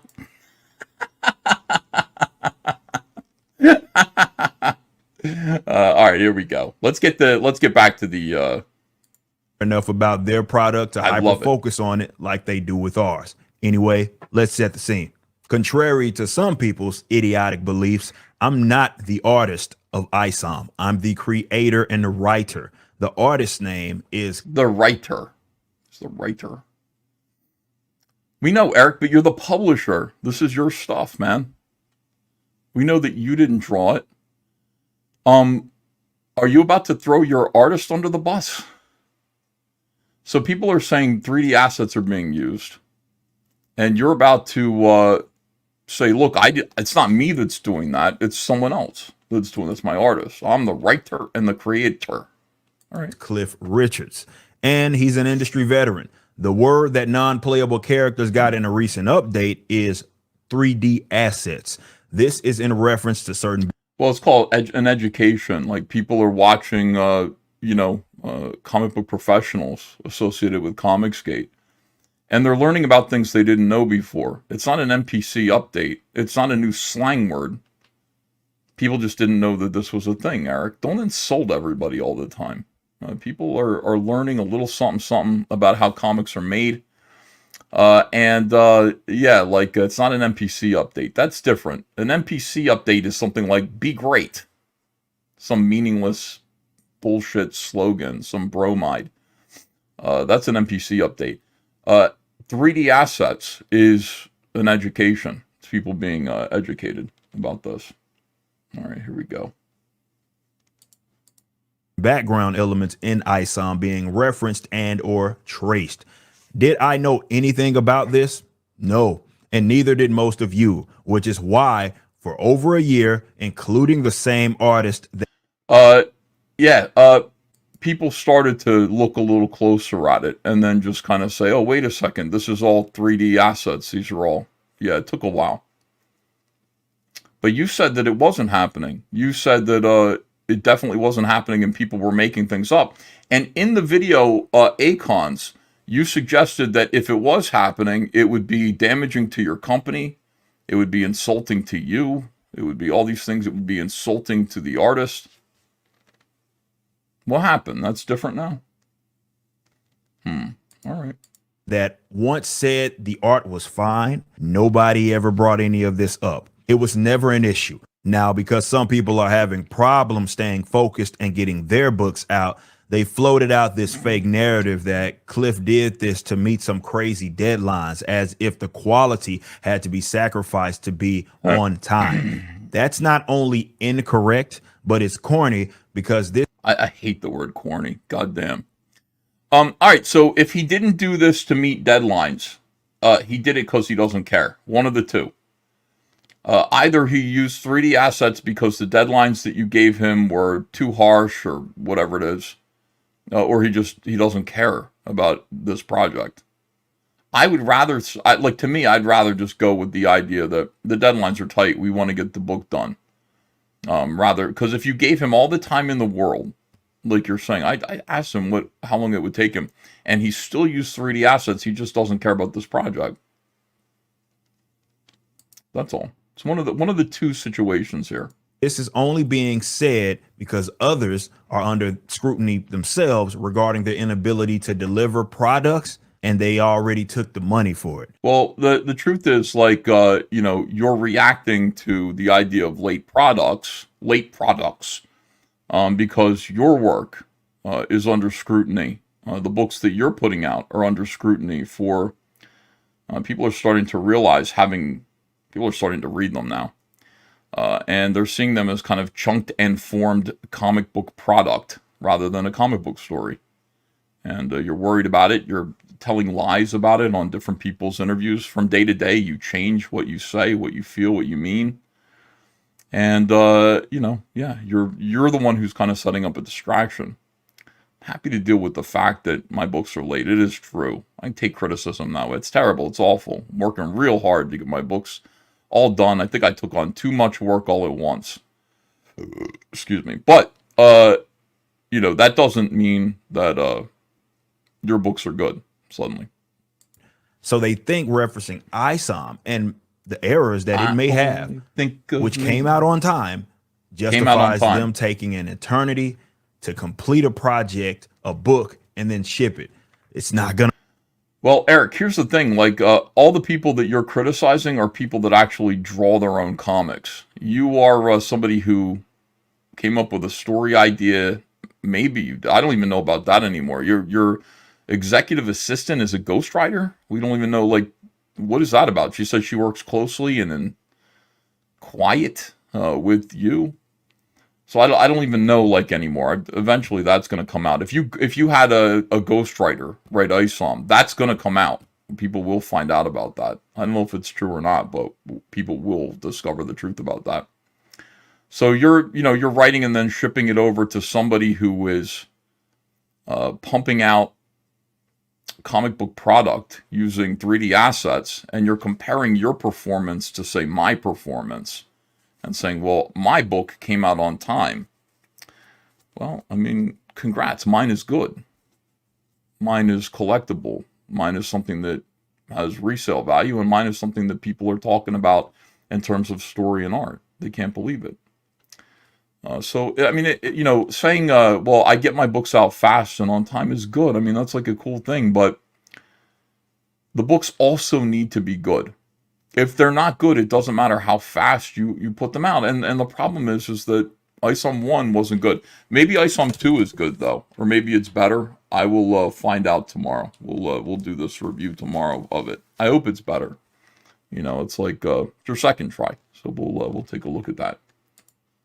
Gonna work regardless. No artist that works for the Rippaverse is ever rushed. I asked them what is their work. You did what? Hold on a second. This is here. You gotta be kidding me. What did you do? Ever rushed. I asked them. You asked them? Hold on a second, one more time. Ever rushed.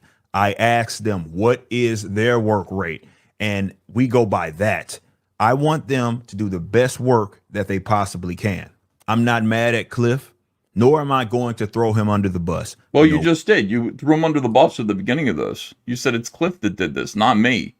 Those of you that are blaming me for this, by the way, this looks really bad too. I don't know what this is, but, oh, this is from Isom too. This is Cliff that did this, not me. I'm the writer. And the, you know, whatever you are. I'm the writer. He's the artist. So you threw him under the bus already. Like, you know, the buck basically stops with you. And you already threw him under the bus, and now you're saying I'm not going to throw him under the bus. You could have started this by saying it's my responsibility. Yeah, I didn't know. I didn't understand. I went off half-cocked. I blamed a lot of people, accused people of hating me because they were pointing out what I didn't understand. Get used to the idea that, like, me, Eric July, somebody who's new to the comic business, is going to say a lot of things that aren't really on the ball because I don't know anything about making comics. This is new to me. So I might say some stuff that doesn't turn out to be true. Anyway, I take responsibility for this. I've talked to Cliff Richard. I said, stop using 3D assets. Start drawing again. Remember when it was fun to draw? Do that again. Do more of that. Why? Because he was doing that, and other industry veterans have been doing this for decades. He's doing the same thing he was doing with DC Comics, only nobody said anything because nobody actually goes through and combs through comics like they are this one. Well, I mean, that's because you... Okay, couple of things. One, again, Cliff Richard is not exactly like Brian Hitch. You know what I mean? He's not exactly a guy... He's not exactly Frank Whiteley. He's not exactly Frank Miller. He's not exactly an artist that people are looking at very closely. And no offense, but he's a fill-in guy.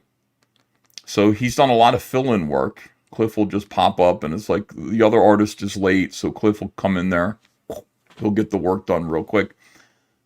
People don't really scrutinize and put a magnifying glass to fill-in artists. It's cultural, I guess. Might be a cultural thing, Eric. But they don't. They just kind of go, oh, this is the guy that's here because the other guy's late. You know, so there you go. That's what a fill-in guy does. Nobody's ever put Cliff Richard on a book that raised $3.7 million before that I can think of.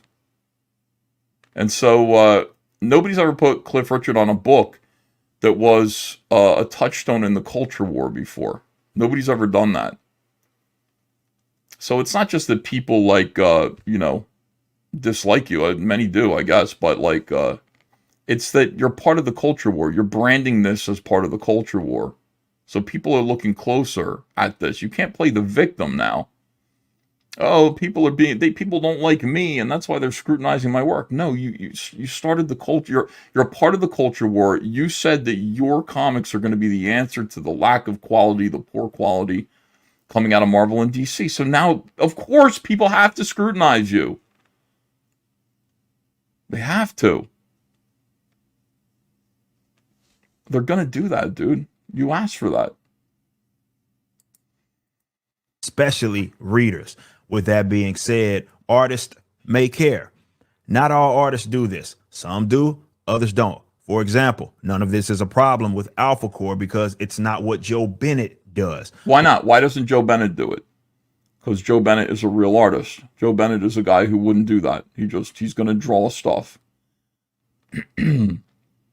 See, it's weird. What people who do rely, Eric, despite what you're saying here, people who do rely on 3D assets, they're the exception to the rule. And usually when they're discovered, the other thing about this is that, you know, in the culture of comics, creators, we all kind of assume that nobody's, you know, that people are on the up and up. We all kind of assume. So when it's discovered that somebody is relying on 3D assets, you can go backwards and trace all their work and find that that's what they've always been doing. It's a scandal. When somebody is a swiper, it's a scandal. People talk about it. They might not have realized it at first. And there are still some people out there that are doing this that are undiscovered. Nobody cares. Nobody's looking at them too closely. But no, when people do this, it's a big deal. I remember David Mack. Like, no, everybody had a lot of respect for David Mack, who was a comic book artist, really popular in the late 90s, 2000s. He did a book called Kabuki. And he was, largely photo reference, like paintings of his girlfriend and things like that he would put a costume on called Kabuki. Kind of a pretentious, kind of art fag kind of comic, but very popular. And Brian Michael Bendis was a friend of his. And Bendis was doing the Avengers, New Avengers. And he decided that what he was going to do is he was going to put him onto one of his issues of New Avengers. Now, nobody knew, because most people in our space weren't really looking at David Mack's work very closely. Bendis didn't know. Bendis was like overwhelmed when the pages started coming in for his fill-in issue on New Avengers. People were like, Bendis was like, wow, I can't wait to show you this stuff. This is great. Wait till people see this. And what ended up happening was some of the pages leaked. Wait a second. Some of the pages leaked to the internet. And it became an enormous scandal because of this. David Mack got caught tracing the work of other artists. This is magnificent. Look at this. This is Alex Maleev's work, and here's David Mack tracing him twice in New Avengers. Here's Alex Maleev. Here's David Mack. By the way, here is... no, wait, this is David Mack. This is Alex Maleev right here.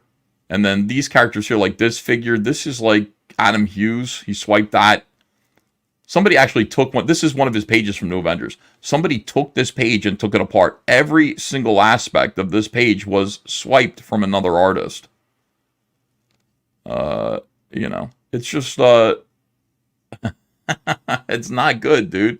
They went through, there are like tons and tons of like, every single page of this. And it was a scandal. It was a big scandal. It was an embarrassment for everybody. Nobody said everybody does this, because people don't do that. When it comes to tracing and recycling stuff, like there's a famous artist in Marvel that does this, is Greg Land. Here's Greg Land, like taking photographs that he didn't take. Like he didn't take this photograph. It's like somebody else did, and he traced it and used it for his work. This is a scandal. This isn't acceptable. And when you find this out, other professionals start to disrespect you a little bit.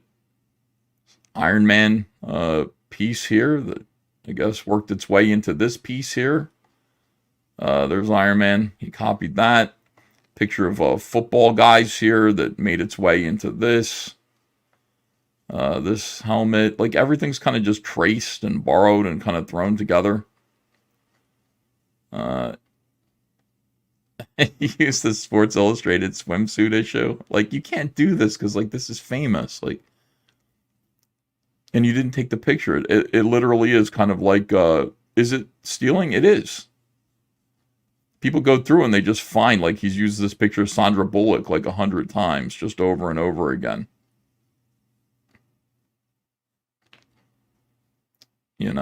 It's a Spider-Man movie poster. That's the movie poster, dude. That sucks, man.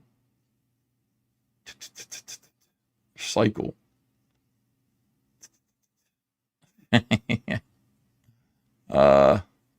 Yeah. There's this image here that was used twice. A lot of tracing. A lot of borrowing from other people. Movie posters, all of this stuff. This isn't good. This generally is not acceptable to do this kind of a thing. Just isn't. All right, so let's get back to this because I think Eric is actually going to talk about this very thing here now. Would I prefer that Cliff have less of a heavy reference to other models? Yes. I'll speak about that in a bit. The premise I do reject is this dramatization, as if something nefarious is going on, or that this it's not nefarious. Nefarious is the wrong word. Let me see. What does nefarious mean? Let's get an actual definition of that. Nefarious, flagrantly wicked, or impious, evil. Impious? I've never heard that word before. That's a great word. Impious. So something evil is going on here. It's not evil. It's just incompetent. You know? Is it incompetent? Is that the word? Nefarious is overstating it. Yeah, it's just lazy. Impious? Is that how to pronounce it? Impious? Impious. It's a good word. Okay, thank you for helping me with that. I've never heard that word before. That's good. I have a pretty good vocabulary, but that's a new word for me. All right. Yeah, it's weird. Here we go. Is unique to the Rippaverse and isn't much of a standard. Deadlines are irrelevant to this. Anybody that says otherwise is lying. Cliff Richard. Well, I mean, that's when people were saying that your deadlines are tight, like that's them giving Cliff Richard and you an out. So you saying that it's not like we're cool with deadlines. We don't have tight deadlines around here. Then explain it. Then why did this happen? Disrespect. I think it was disrespectful. Good chance it was disrespect. All right. Richards has been doing work professionally since the early 2000s. He's worked for all of the major comic book publishers, and he's not. He didn't draw that. He's worked on Batman to Justice League to he didn't draw that. Wonder Woman. He didn't draw that. Rogue to Shazam. He didn't draw that or that. Titans. He didn't draw that. Many more. Yet this was never a problem. He's been doing the same method, and the only thing that those are all the covers, by the way, that were drawn by other people like Tony Daniel, J.G. Jones. He didn't draw any of those. He drew the interiors. He's like a fill-in guy. Changed is the technology is better, and it shifted more to digital options. Longtime vets were the ones that even taught him what he knows. But while we're here, let's talk about the element of tracing, because people that aren't artists may be misguided in terms of its usage. Let's first listen to Neil Adams, one of the most notable and prolific artists of all time. Shame on you. Shame on you for taking Neil Adams here and using what Neil Adams is about to say to justify this. Shame on you. Boy, this is some gaslighting shit. Let's go. Ever heard a fellow student or fan say this? A real artist doesn't trace photographs. That is what is known as an uneducated opinion. Then we have. All right, again, we're not accusing him of tracing photographs. What he's doing is he's going to places like SketchUp on the internet, and he's using 3D models, and he's not tracing the 3D models. He's taking them and he's arranging them in a certain position and literally dropping them down onto the page and running a filter over them. There's no pen involved. There's no tracing. He just drops it in there. And we know that because some of the models are a little bit basic. They're blocky in certain places where they should be rounded and smooth, and instead they're do like that. And you're supposed to correct those when you trace them. You're supposed to fix it a little bit, wet it down. It's a little bit like sand it down, sand the model down before you use it. And he's not doing that because those edges are still there. So we know he's just dropping the model in there. And then he's taking a pen and he's putting a little texture, a little dirt on it here and there. We've already looked at all this stuff.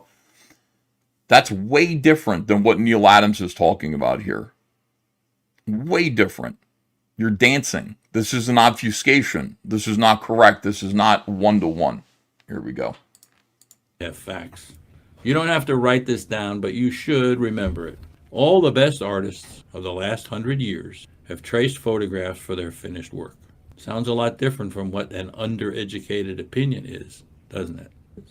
Drew illustrated the very best movie poster illustrations in the 60s, 70s, and 80s. Star Wars, Indiana Jones, Back to the Future, Goonies, Blade Runner, Harry Potter, Hellboy, all of them. That was Drew Struzan. All traced from photographs. Right. All traced from photographs that were taken by either himself or the studio and given to him to use to trace to maintain the likenesses for all of these actors and actresses. Yes. And a lot of people do trace certain elements of things to put into their stories. This is all fine. It's not something that I like to do. I've done it before. Light boxing is something that happens for certain background elements. It's not what we're talking about here. This is gaslighting. This is not the same thing. And the reason that it's not so bad, and in all honesty, guys, is look at Neil. Photographs. One photograph, another part of a photograph, another part of a photograph. This was a sword, now it's a trident. XY'd the trident, did things to it, altered it, did it, to give me a guide, then I could do this. So the level of referencing or tracing, it differs. Some use it for background objects. Some, like Alex Ross, even admitted to switching. What is this? Why are you showing this? What was traced here? I mean, this is like this is a tribute, an homage to Superman #1, right? The cover to Superman #1. Well, it's deliberate. It's meant to look that way. But it's not. I don't think it's a tracing. It's just an homage. Okay, you're talking about Alex Ross. See, Alex Ross is completely different. You cannot compare Alex Ross to any of this, and I'll tell you why. Alex Ross hires models, and he puts them in a studio with lighting, and he poses them in costumes, and then he photographs them, and then he paints from the photographs. He doesn't even necessarily trace the photographs. Let me see if I can find an example of this. Alex Ross photograph reference. Okay, here's a good one here. They come up immediately because Alex isn't trying to hide anything. Oh, this is terrific. Okay, so here we go. This is Alex Ross taking a photograph of himself. You see what I mean? Like, he didn't steal this from anywhere. This isn't like a Maybelline ad that he copied. This isn't Sports Illustrated swimsuit edition. It's him and maybe a model. Maybe it's his wife or girlfriend. I don't know. And he posed this way. He set up the lighting. He put on the costume for him to wear that he would copy the Joker wearing. He put the woman in spandex, and he posed her just right. He took the photograph himself, or he had a photographer take the photograph, and he used that for reference. This is not a tracing of this. Look at the hand. Look at the difference in the hands, for example.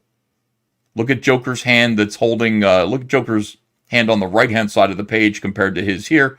He didn't like the way the fingers were spread. It didn't look dramatic enough, so he made the Joker's hands do this a little bit more. Spread out the fingers so it would look more dynamic.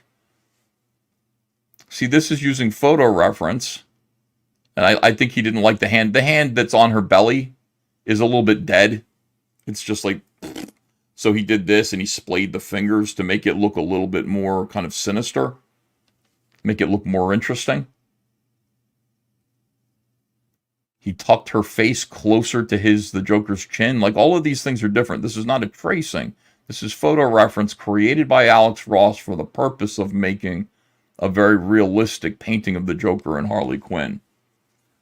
So this is not comparable. And if you want to show me that Cliff Richards is taking photographs of a truck, and then that he took photographs of a truck, positioned them in certain places so that he could use them as reference, then I'm fair enough, I'll apologize. But you can't compare what Alex Ross is doing and his method to what you're doing. Manifestly, Alex Ross takes this very seriously. He's an artist. So he actually is trying to do great work that comes from him. He had the idea for this, by the way. It's not like he saw a picture in a magazine. He had the idea in his head of this pose. And so he arranged the photograph to look like the image that he had in his head so he could get it right. That's an artist. It's a difference. Tracing. All right, here we go. And by the way, what Neil Adams is doing there, I don't like that either, to be honest with you. Unless he took the picture himself, unless a movie studio hired him to create artwork. This is possible too. I don't know what that is, but maybe a movie studio had hired him and given him a bunch of photographs from the set of the characters that he was to use to create licensed work. That's okay then. If that was just something that he found that he's putting into his own comic book, I don't like that at all. Not at all. To tracing his own work instead of painting from his head. So when I'm tracing the image, which I've only been doing for maybe 8 to 10 years, I've been doing this now with a very simple light box that's only as big as I need for the surface of my desk here. You see how what he's doing there? Like, first of all, do you see that, like, Alex isn't tracing this from anything. Alex can draw. This is Alex not tracing anything. These are his drawings that he did. That's only of the character design, his drawings. Now, knowing that this is what the character looks like, he might want to use a model to pose for this, to pose as this character. And he'd probably put him in spandex or something like that so he can get the shiny muscles. And then that's what he does. And he might trace some of the photographs in certain areas. He might do that. But it's never one-to-one. They're always alterations. They're always things that an artist can make better with when it comes to using photo reference. The real world, like when you actually just trace a photo, it's really dull. You know, it doesn't work right. As big as I need for the surface of my desk here. So like I said, it varies, and depending on who you talk to, they'll let you know what they feel is more or less permissible. Look, I get it. It'll be a continue. Do you get it? Look, I get it. I understand. There's going to be a lot of argument here about what we're doing. Eric, you didn't get this last week. What do you mean you got? You said you got it last time. Look, I get it. There are a lot of haters out there who are making up lies about 3D assets. Now you know that we're telling the truth. Now you know that we were right and you were wrong, and still you get it. And now you're obfuscating and talking about comparing taking 3D assets off the internet, laying them down, putting a filter over them, and calling that comic book art. You're comparing that to what Alex Ross does. Are you nuts? You're using Neil Adams and Alex Ross as a shield for Cliff Richards and Isom? How dare you? How fucking dare you? Look, I get it. We're going to get a lot of grief from the haters because of this, but like, Alex Ross, Neil Adams, Cliff Richards and Isom. You tell me what the difference is. There is no difference. I mean, all you can really do is say, how fucking dare you? I mean, that's all you can do. How dare you? Are you nuts? Debate among artists. I'm not justifying it or even condemning it. I'm just giving it to you straight. As I said, having now been made aware of this, would I just prefer that there's less reliance on external assets? Absolutely. I don't condemn Cliff, and he's not getting fired from Isom. He should. He actually probably should, dude. And you should find an artist that knows how to draw. How's that? This book is so you talk about it being scrutinized. And then when it's scrutinized, you claim to be like a victim. You're acting like it's because people hate me. No, it's a big book that people are investing a lot of their money and a lot of their energy and a lot of their hopes in. You've made it a culture war avatar. It's important to people. It's important that this book be good. And you're just like, well, listen, I don't condemn it. I wish you did less of it. How about if you get a good artist? You have the money. Go out there and find a good artist. There's so many of them out there. You got Joe Bennett. Pretty good. There's so many artists out there. Go find one and put him on your flagship title. You know, people are paying for this. You still want people to give you $35 for this? You're sitting there talking about how, like, listen, yeah, it is. I'd rather not. You still want people to give you $35 for this? You stand by your product? Or am I even upset? Instead, as an owner, I do whatever I need to do to help and elevate him as an artist. You're not his dad, dude. You're his employer. You don't need to help and elevate him. He needs to help and elevate you. What I just, you want just, are you paying for friends? Now you do sound like the guy who ran, what's its face, that company in 2000 into the ground. You're paying for friends. Your job is not, you're not running a school. This is what I'd say. I'm not running a fucking school here. I'm not here to elevate you. I thought you knew what you were doing. I'm paying you to produce comic book art, and you're producing shit that's being torn apart by Dick Masterson and Vito on the internet. CrossGen. Thank you, CrossGen. It's not my job to teach you and elevate you. I don't know what I'm talking. Eric July doesn't know what the fuck he's talking about. So how is he going to elevate these creative people? It's their job to make you look good. And if they're making you look like shit, they're fired. Get them the fuck out of here. It's true. You learn as you grow. You learn as you go. Little experience. But your attempt to look like a good guy in this, so that you're not hurting the feelings of a seasoned professional, and instead, because of his feelings and how you feel like you have an obligation to the growth of your employees, you have an obligation to your readers. So in other words, the 45,000 readers out there can go fuck themselves because you're here, you're running a school for Cliff Richards to teach him the ethics of being a comic book artist when you don't even know them yourself.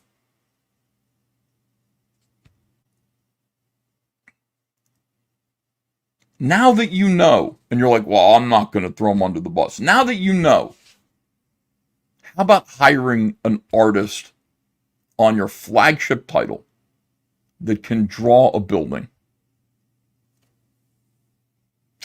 How about hiring an artist on your flagship title that isn't embarrassing you by using the 3D assets that are available for free on SketchUp?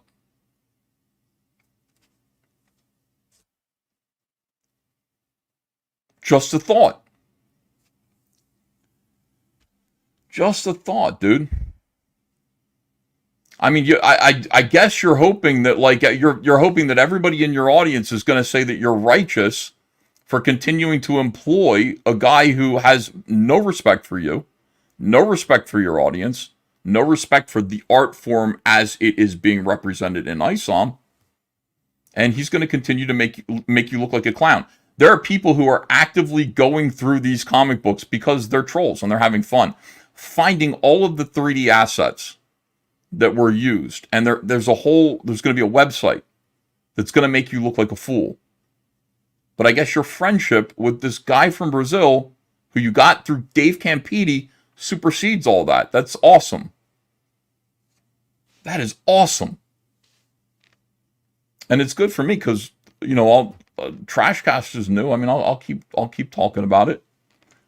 Hold on a second. Let me read some super chats here. Speaking of that, what the hell, man?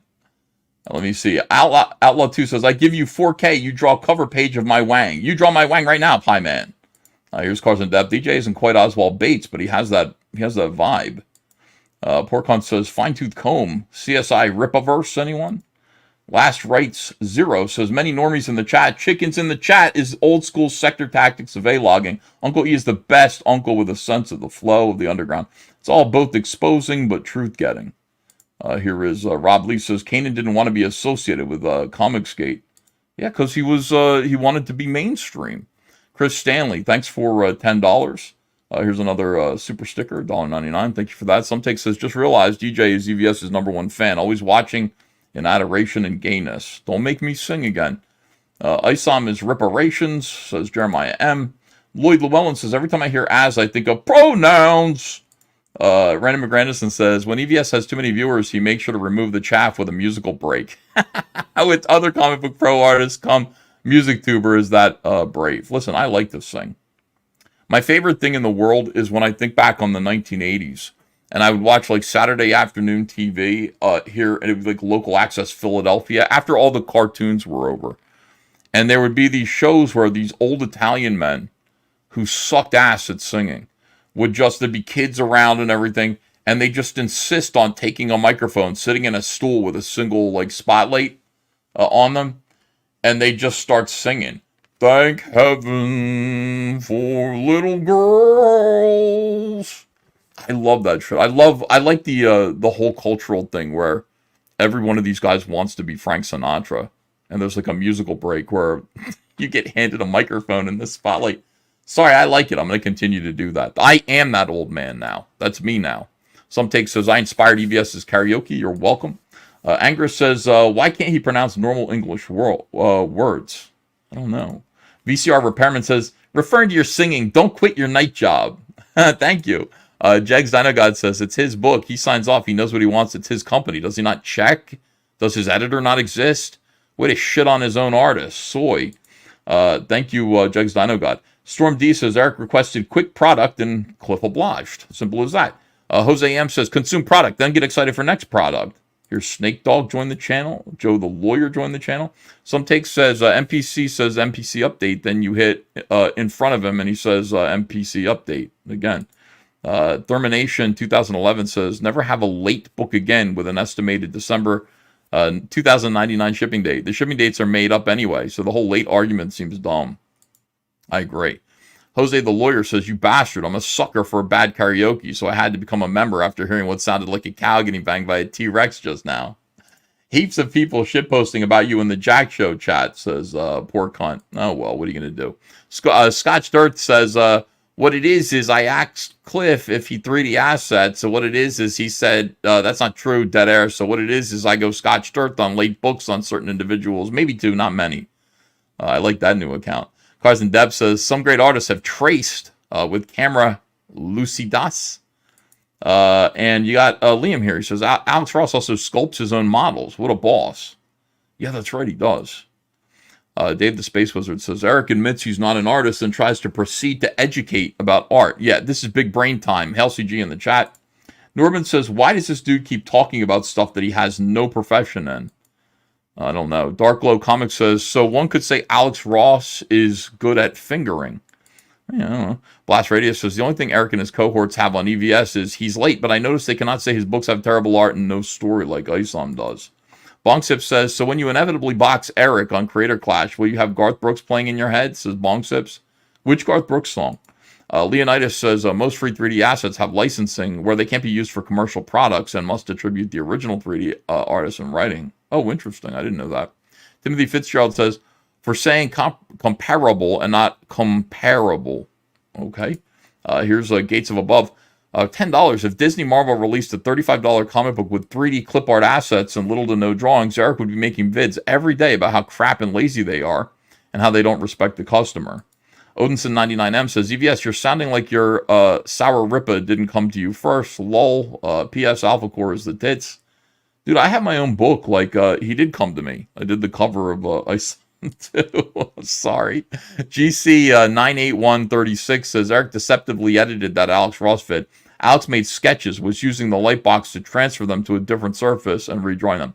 That's what a lot of artists do. They'll do thumbnails real small, and then they'll blow them up on the Xerox, and then they'll light box them and then trace them onto the... That's the way Dan Jurgens works, he told me. And the reason why you do that is because your thumbnails, your quick sketches have a lot of energy that's hard to recapture. So if you draw like Superman in a quick pose on a thumbnail, and then you try to draw it again, like you lose some of that energy. So instead, just blow up the thumbnail and trace the thumbnail and then work from that thumbnail directly on the page. And that's kind of what Alex was doing there in a way. One Punch Pronoun says, don't care how the sausage is made if it's great. Andrew Rowland says, EVS giving off his Whiplash J.K. Simmons on EJ. Not my fucking tempo. Here's Ryan Blue Thunder for $20. What is this? I don't know if I can read this, my friend. Noon Tea Scared. Thank you, Ryan. I appreciate you. 200 Watt Studio says John Malin scalps his models. Ooh, I hope not. All right, let me get back to this video here, and we'll see. And then we got another video where I don't know. Somebody gave me this where they're two of him and Az are talking in private about this situation. Not in private, on their show today or yesterday. We'll find out. I don't know. I don't remember. I just skimmed it real quick, so.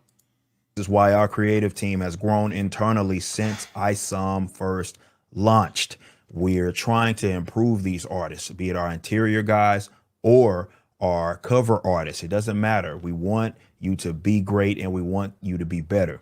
Having that professional eye, it helps.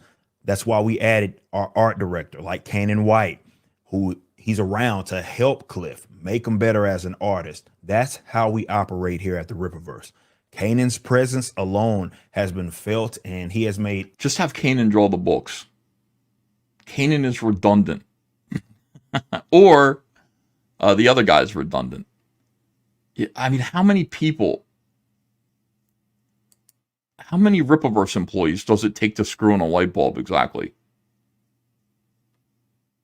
We got writers, and then we got the Saska sisters, who are radical third-wave feminists and pro-transgender rights activists, who are going to overlook the lore of the stories. And we got Kanan White, who was a great artist and who could do this all by himself, but we got him. His job's going to be to force other people to draw right. How many people does it take to screw in a light bulb? If you hire a good artist, you don't need Kanan White. Or just hire Kanan White. To me, it just seems like one of the reasons why you hire the Saska sisters to be the keepers of the lore, which is something I've never heard of before, and Kanan White to be the art director, is so that Eric July doesn't have to take the blame anymore. Like, there are people now who he's paying, and so when the books aren't good, he can say it's the Saska sisters' job. It's their fault. The art's not good. It's Kanan. He's basically offloaded his responsibility, and he's paying people to take responsibility for shoddy creative decisions. You know, that's just silly. Wow, here's a $50 super chat from Ryan Blue Thunder. Ethan calls himself a Sopranos fan. Pshaw. Core, Ungrateful Heart. Here's to, okay, that's the song that Junior Soprano was singing at the funeral of Jackie Jr. Here's to a Phillies Rangers World Series in 2024. Oh, that'd be nice. Thank you for $50, Ryan. Appreciate that. I couldn't pronounce it anyway. I don't speak Italian. But thank you for that nice Sopranos reference there. Yeah, like, oh, here's $10. Eric is pissing me off with his BS, says Yakusei. I'm ashamed to admit I was a Mega Mac for months. No longer. I haven't been since November. He runs his mouth, says nothing of merit. All right. Thank you for $10. I appreciate it. And here we go. Back to the finishing off the video. Everybody here better, from Cliff to Joe Bennett to Deborah Carita and the rest of them. You see, the intention with these weirdos is not constructive. It's destructive. This is why they float this false narrative around. You can't take criticism, bit. The false narrative, like we knock down every time you do this and you call things false narratives and you say it's destructive. We knock you down and then you end up doing what you're told. Eric, you can't take criticism. It's manifestly obvious. You get really upset at criticism, and then you make videos about how you're right and the critics are wrong, and then you end up doing what the critics say anyway. You know? You can't take criticism. That's why you hired Kanan White. You can't take criticism. That's why you hired the Saska sisters as keepers of the lore. Now they're responsible. It's their job to absorb the criticism, not yours. Criticism really scares you. It's obvious that it's terrifying to you because you don't know what to do with it. Criticism is wonderful. It isn't destructive. Criticism isn't meant to be destructive at all. But I guess it could be seen as destructive. Like, if you know what to do with criticism, criticism can only be constructive. Even if it's, this sucks. Even if it's, this guy's no good, he's got to go. That's constructive criticism. It might be destructive short term, but you've got to rebuild and get the thing on the fucking rails. Got to knock something down to get it back on the rails again. It might be destructive of your image, which I feel like you want to be seen as somebody who knows, who, you know, is making wise choices or knows what he's talking about, understands the business. It might be destructive of your ego. But when it comes to the health of your company creatively, criticism can only be positive. Saying to you that your guy is using 3D assets and they're noticeable and they're bland and it's making the comic book feel empty. You know, it doesn't feel like it has a soul. The thing about Joe Bennett is that he's not doing that. So his work has soul. You like his work, you don't like his work, whatever it is, but it's coming from him. You know, it's an expression of his ideas visually when he read the script that he was given from Chuck Dixon. It has soul. You know, it's up to you to decide if it's good or bad. That's a whole different thing. You can judge it however you want. But Isom 1 had no soul to it. It didn't make any sense. The characters were meandering about and the artwork wasn't good, you know. It's okay. It's 3D asset artwork. Is it okay? It's okay. But then when you realize what it is, it's not okay. It's not what people paid for. It'd be better. It could be way better. You get an artist like Shane Davis. You get an artist like John Malin in there. And these are guys who have vision, you know, and so they don't need 3D models. They go ahead and they draw because they have ideas and they're able to put those ideas on the paper. So I know you're like, it's got to be terrifying. You know, I know you act like you don't care and all this stuff. I know it's got to be terrifying to hear me say things like this because you think I'm coming at you to destroy you. It must just be that I'm jealous and all of these things. I'm trying to help. I don't care if you like it or not. I'm going to help. Even if it's not you that's going to take this help, I'm going to point out what you're doing and other people are listening to me and they're going to get helped by hearing what I have to say. People are learning stuff.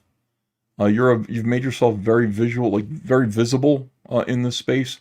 So people are going to watch what I'm saying and they're going to, if they're thinking about making comics or buying comics, a lot of people are going to take my advice. A lot of people are going to go into that situation with open eyes. They're going to be a little bit more educated.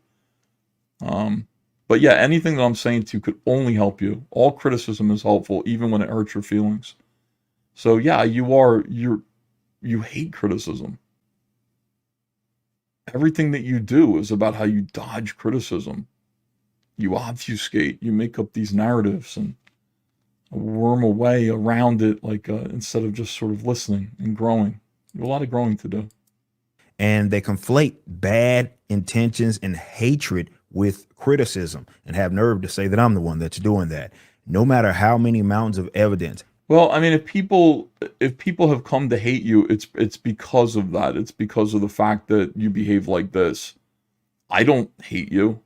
You know, I think you're funny. I don't really hate you. I don't like the lies and I get angry at the lies, but I don't hate you. You know, I don't have feelings like that about you. I just watch this stuff and go, like, these are all terrible things to say in a community of people who are watching you and hoping to be creators themselves. All terrible things that need to kind of be, the record needs to be set straight.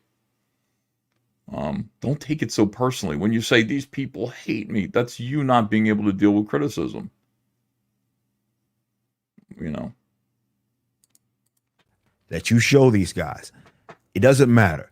Any type of evidence, they will reject it. They need something to be true, and no amount of facts is going to have them deviate from that position. That's projection. There are people that still think that that is 100% projection right there. So what you did was you showed a whole lot of things that had nothing to do with what the issue at hand was after lying about it last week. You got caught lying about it. Now you're making this video and you're now dodging and saying what Cliff is doing is akin to Neil Adams and Alex Ross and what they do. And that's not true. I just exposed you about that. No amount of evidence is going to get you to just accept the fact that you're wrong and probably need to change your direction and your attitude. I appreciate the animation. That's exciting to see the animation. It must mean that something, I don't know what the animation has to do with this. But it's projection to say that you're showing a whole lot of evidence and nobody's accepting it. It's the other way around. Manifestly, obviously, it's the other way around. even have editors, though we've added several and many have been in public releases. So with any talent that we bring in for the Rippaverse, I always have that talk with them about the amount of scrutiny that they're going to now get. It doesn't matter if you've worked for Marvel or DC, you haven't seen anything yet. They understand this and they still love working here. Honestly. Well, I mean, don't tell these people, don't fill their heads with this idea like they, don't make them go, you're going to be victims here. No. People are looking at the books, people are seeing what you're doing, and you need to perform. I would say to them, instead of what you're saying, which is people are gonna be mean to you because you work here because of me. I would say you are now working for one of the most funded and most looked at, admired and criticized at the same time, indie companies on the internet, in this space. And therefore, you need to perform. And if you want to fuck up and you want to trace, you want to get caught doing 3D models, you're going to make yourself look bad. You're going to make the company look bad. Everybody's going to catch you. You are under scrutiny. You need to perform at your best because you're working here. You like working here. You want to keep working here. Your performance needs to make me look good. I don't want to look like a fool for defending you. I don't want to. I don't want to look like a fool for hiring you. Don't make me look like a fool. Do great work. Not be great. Do great work. And then do better work after that. And then you'll keep your job here at Rippaverse. And our sales won't, careen into the ground like what it appears is happening right now. Not be great. I'm just being great. No, you got to do good work. And you're compensating for these people, Eric. You don't need to. These are just artists, and if they're not doing good and they're not making you look good, they got to go. They're just freelancers. They'll go find work somewhere else. You don't have to be loyal to freelancers. You know what happens? Like if DC, here's the thing. You got Joe Bennett. Good job getting Joe Bennett. Joe Bennett hid some messages in a Marvel comic and caused a little bit of a scandal. His work caused a problem. Published work for DC's gone. Marvel, was it Marvel? It's okay, You're allowed to let these guys go if they're not making you look good. Completely understand. It's all flattering. We're not even 2 years old as a company, and people feel that we are important enough to put this much energy in and trying to find something nefarious going on. That's coping and seething. It's almost sort of having this way of legitimizing us as they try to delegitimize us. I mean, you could say that about Milli Vanilli too, I guess. Like, look at all the people who, paid so much attention to looking into and scrutinizing Milli Vanilli and what happened with that whole situation. It's kind of flattering to Milli Vanilli that people did that because if Milli Vanilli wasn't fucking balls out awesome, then they never would have done that. Nobody ever would have noticed. So I guess it's flattering in a way. We understand this is never going to stop. We're not trying to even make it stop, to be honest. We are more than prepared for whatever they throw at us. We're just going to keep being great. And as our haters spend countless amounts of hours talking about us, it is what it is. They're fans in their own way. But definitely. I am definitely a fan. I would appreciate it if you treated me as such by giving me better comics. Listen, to all the fans of the Rippaverse, whether you're a fan of Alpha Core, Isom, Yaira, Gooding, whoever. Or really they're just fans of you, Eric, to be honest with you. I know you have this idea that you are creating a diverse array of comic books and some things are going to be to some people's taste and others aren't, but they're just fans of yours and they're trying to, you're going to find this out. This is going to be really weird. You're not Marvel Comics. You're not putting stuff out into the newsstand to just people who have no opinion about anything and are just, hey, this looks interesting, I'll buy this. You're selling directly to your audience, Eric. These are your fans. So you're going to find out that it's like you're going to put stuff out and people are going to go, should I give Eric July another $35 or whatever? It's not like, oh, I don't know. Like, I really prefer Isom, this other thing. I don't like it as much. I'm not that interested in that, but yeah, this other thing. They're just your fans. So some of these projects will succeed or they won't succeed based on how they feel about giving you $35 at any given point. That's how it's going to work. As a character, the universe itself. We do appreciate each and every one of you. You, not our haters, are the reason that we do what it is that we do. We cannot wait for you to see what we have in store for 2020. Well, you made this video because of me, and I think you think that I'm your hater. So, in fact, you are doing everything that you're doing right now on your YouTube channel. If I were to look at all of your videos are responses to me.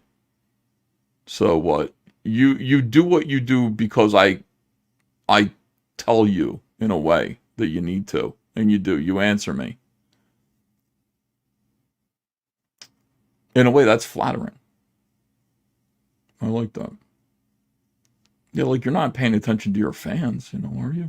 What is it? Your fans don't care about this. They didn't know about this. You've basically Streisand affected the fact that you've hired artists who are, I guess, tracing stuff. Like, think about, like, if you, like, here's the thing. You're selling your comics to, like, 40,000 people. And from all they know, they don't know anything like this. And then I make a video going, 3D assets, tracing.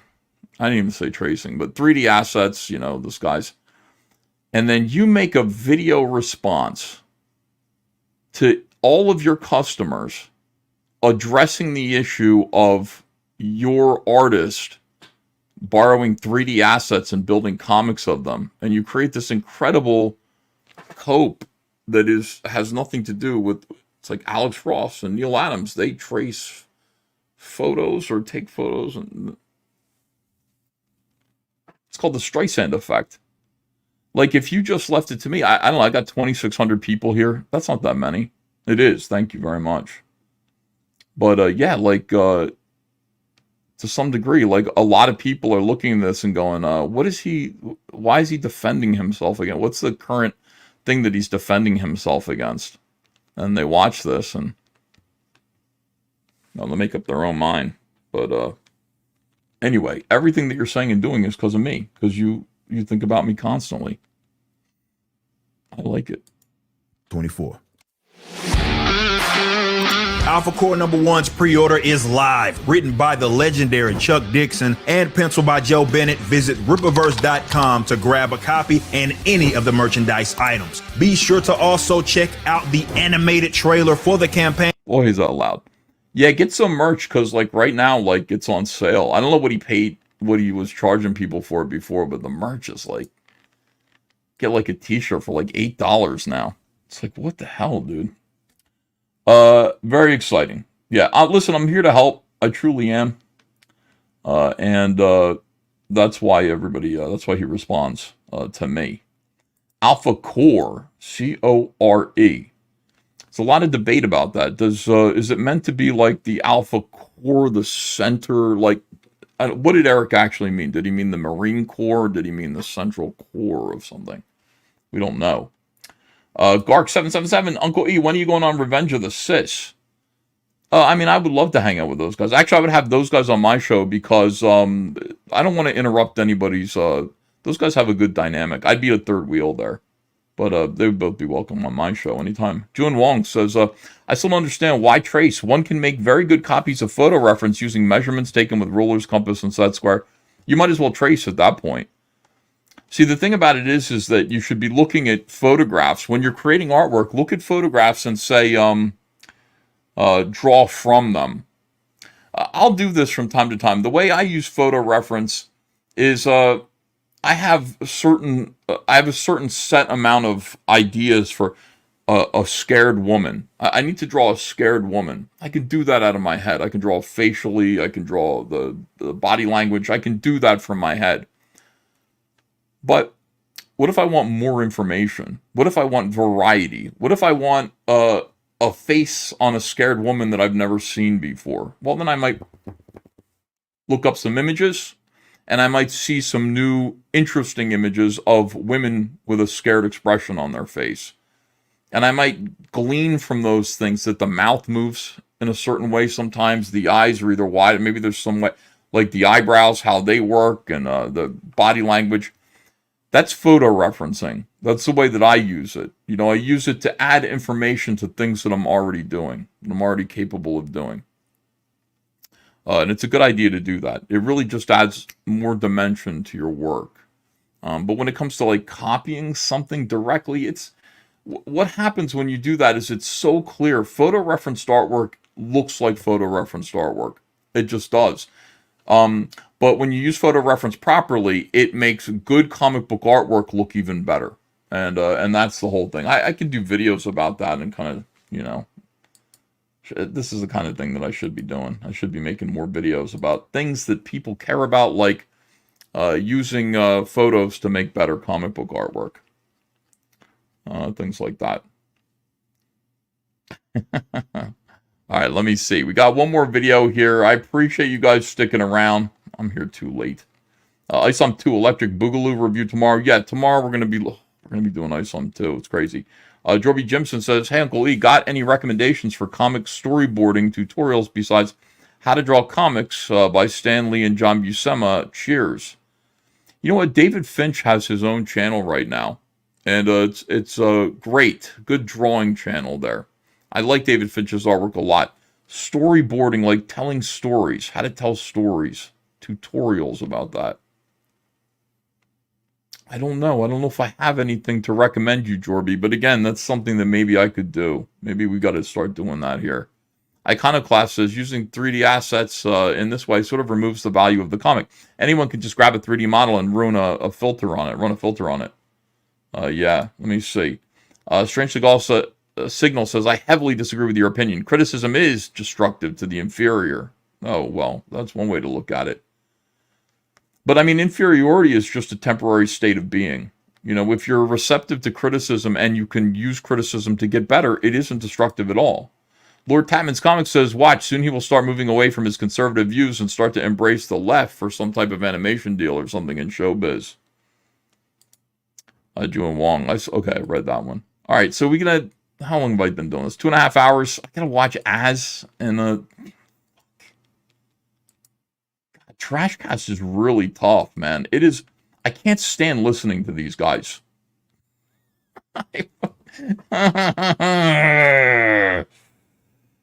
Oh, why do I got to do this? Do I have to do this? Watch that idiot heel versus babyface. I gotta watch him. Oh, fuck.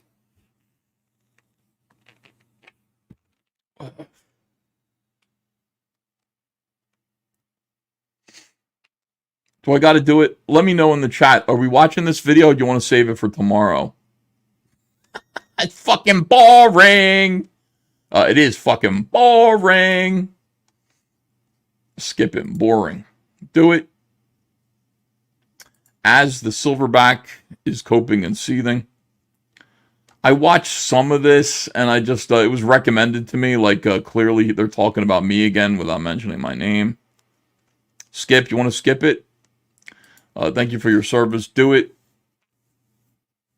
All right, let's do it.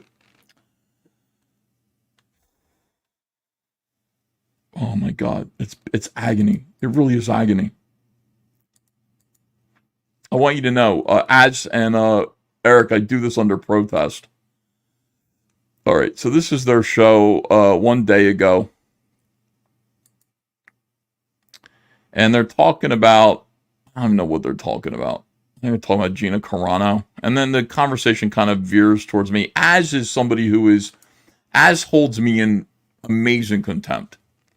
He's like, when he finally was allowed, what happened was when Eric July gave me my text message, Eric July, a guy who demands strict fealty and loyalty from his friends, you're not allowed to, if you're Eric July's friend, you're not allowed to have friendships or associate with or agree with people who disagree with him. He considers that to be an affront. He considers that to be one of his friends supporting one of his enemies' narratives. I don't, I can't tolerate that. That's way out of my, that's not something that I want to deal with, which is why this whole thing started to happen. But Eric July said, I'm going to reciprocate on you, allowing people to criticize me.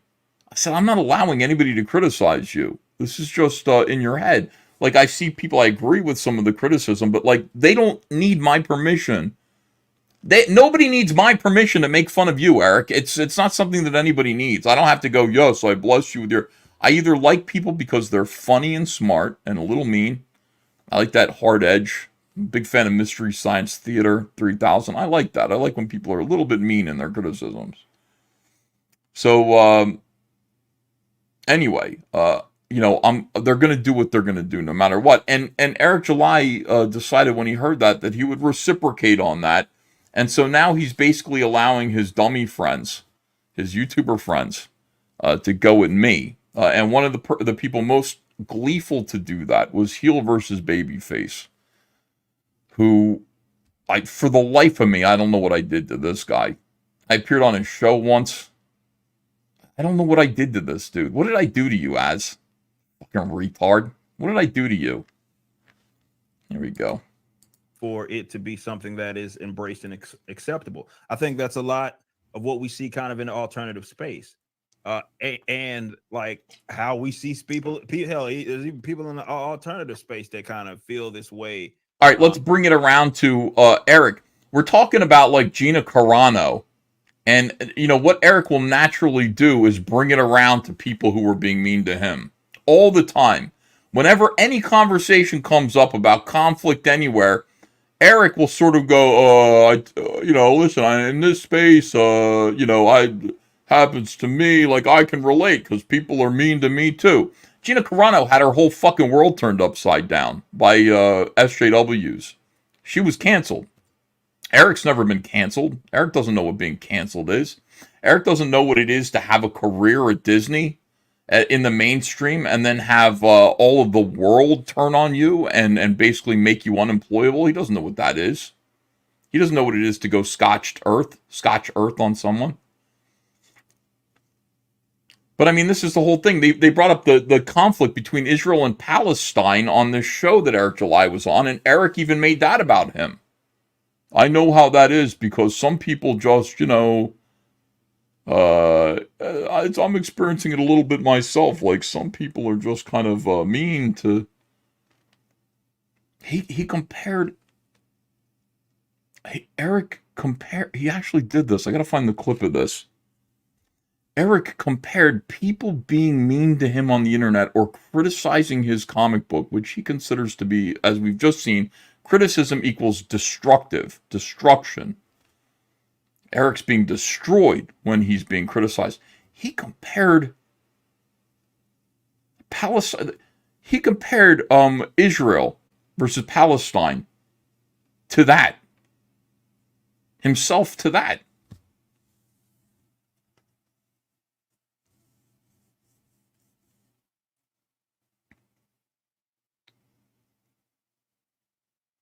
That was weird, man. So this, again, like we're talking about Gina Carano, and actually we're going to bring it around. What's on Eric's mind right now? Guess what, Az? You know what's on Eric's mind while you're talking and putting on a show about Gina Carano? What's on Eric's mind is people being mean to him on the internet. I can't stand this. Why am I doing this? Fuck! I need to throw something. Calm down, Ethan. I don't hate this guy either, but he drives me nuts.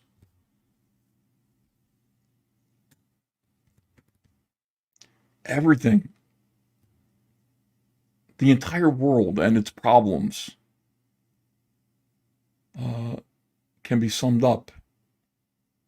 The angst in the world, the pain in the world, people's struggles, war, famine. All of that is an allegory for people criticizing Isom and how it makes Eric feel. I'm trying, Queen Bee, I'm trying so hard. I'm trying so hard. You know I love you. I'm trying. I'm doing this for you. I'm thinking about you. while I'm doing this.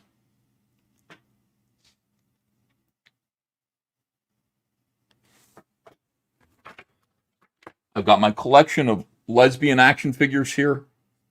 Collection of lesbians. That made me feel a little better. All right, here we go.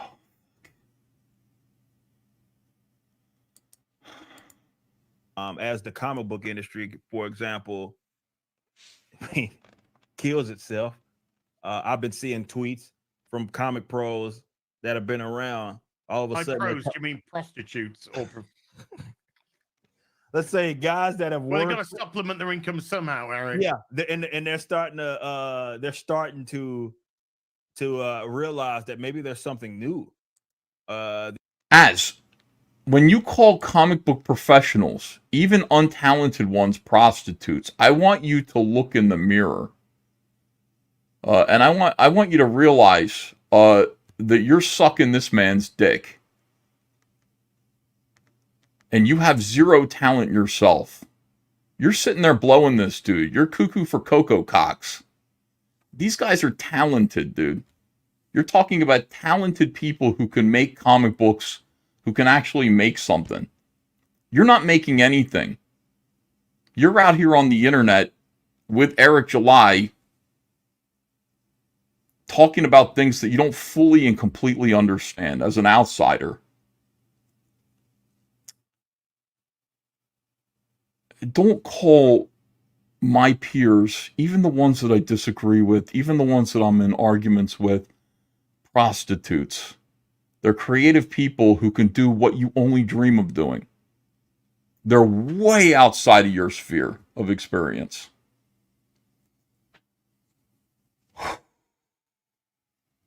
It's infuriating, the disrespect. Infuriating. That we're gonna have to consider, right? Because this shit ain't working, and maybe there's more opportunity on the other side.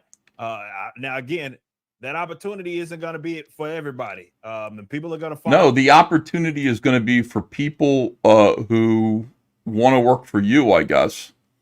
And then also people who decide that, you know, they're going to crowdfund themselves, et cetera, et cetera. I understand this whole thing about not everybody's going to get to do this. Now, there are going to be people, YouTubers, who have big followings, who are going to be able to sell comic books to their followings. That is true. I realized this back in November of 2017. I told this to Comic Storian back when I don't know if he's still making videos. Comic Storian, what's the other guy? His friend, Rob.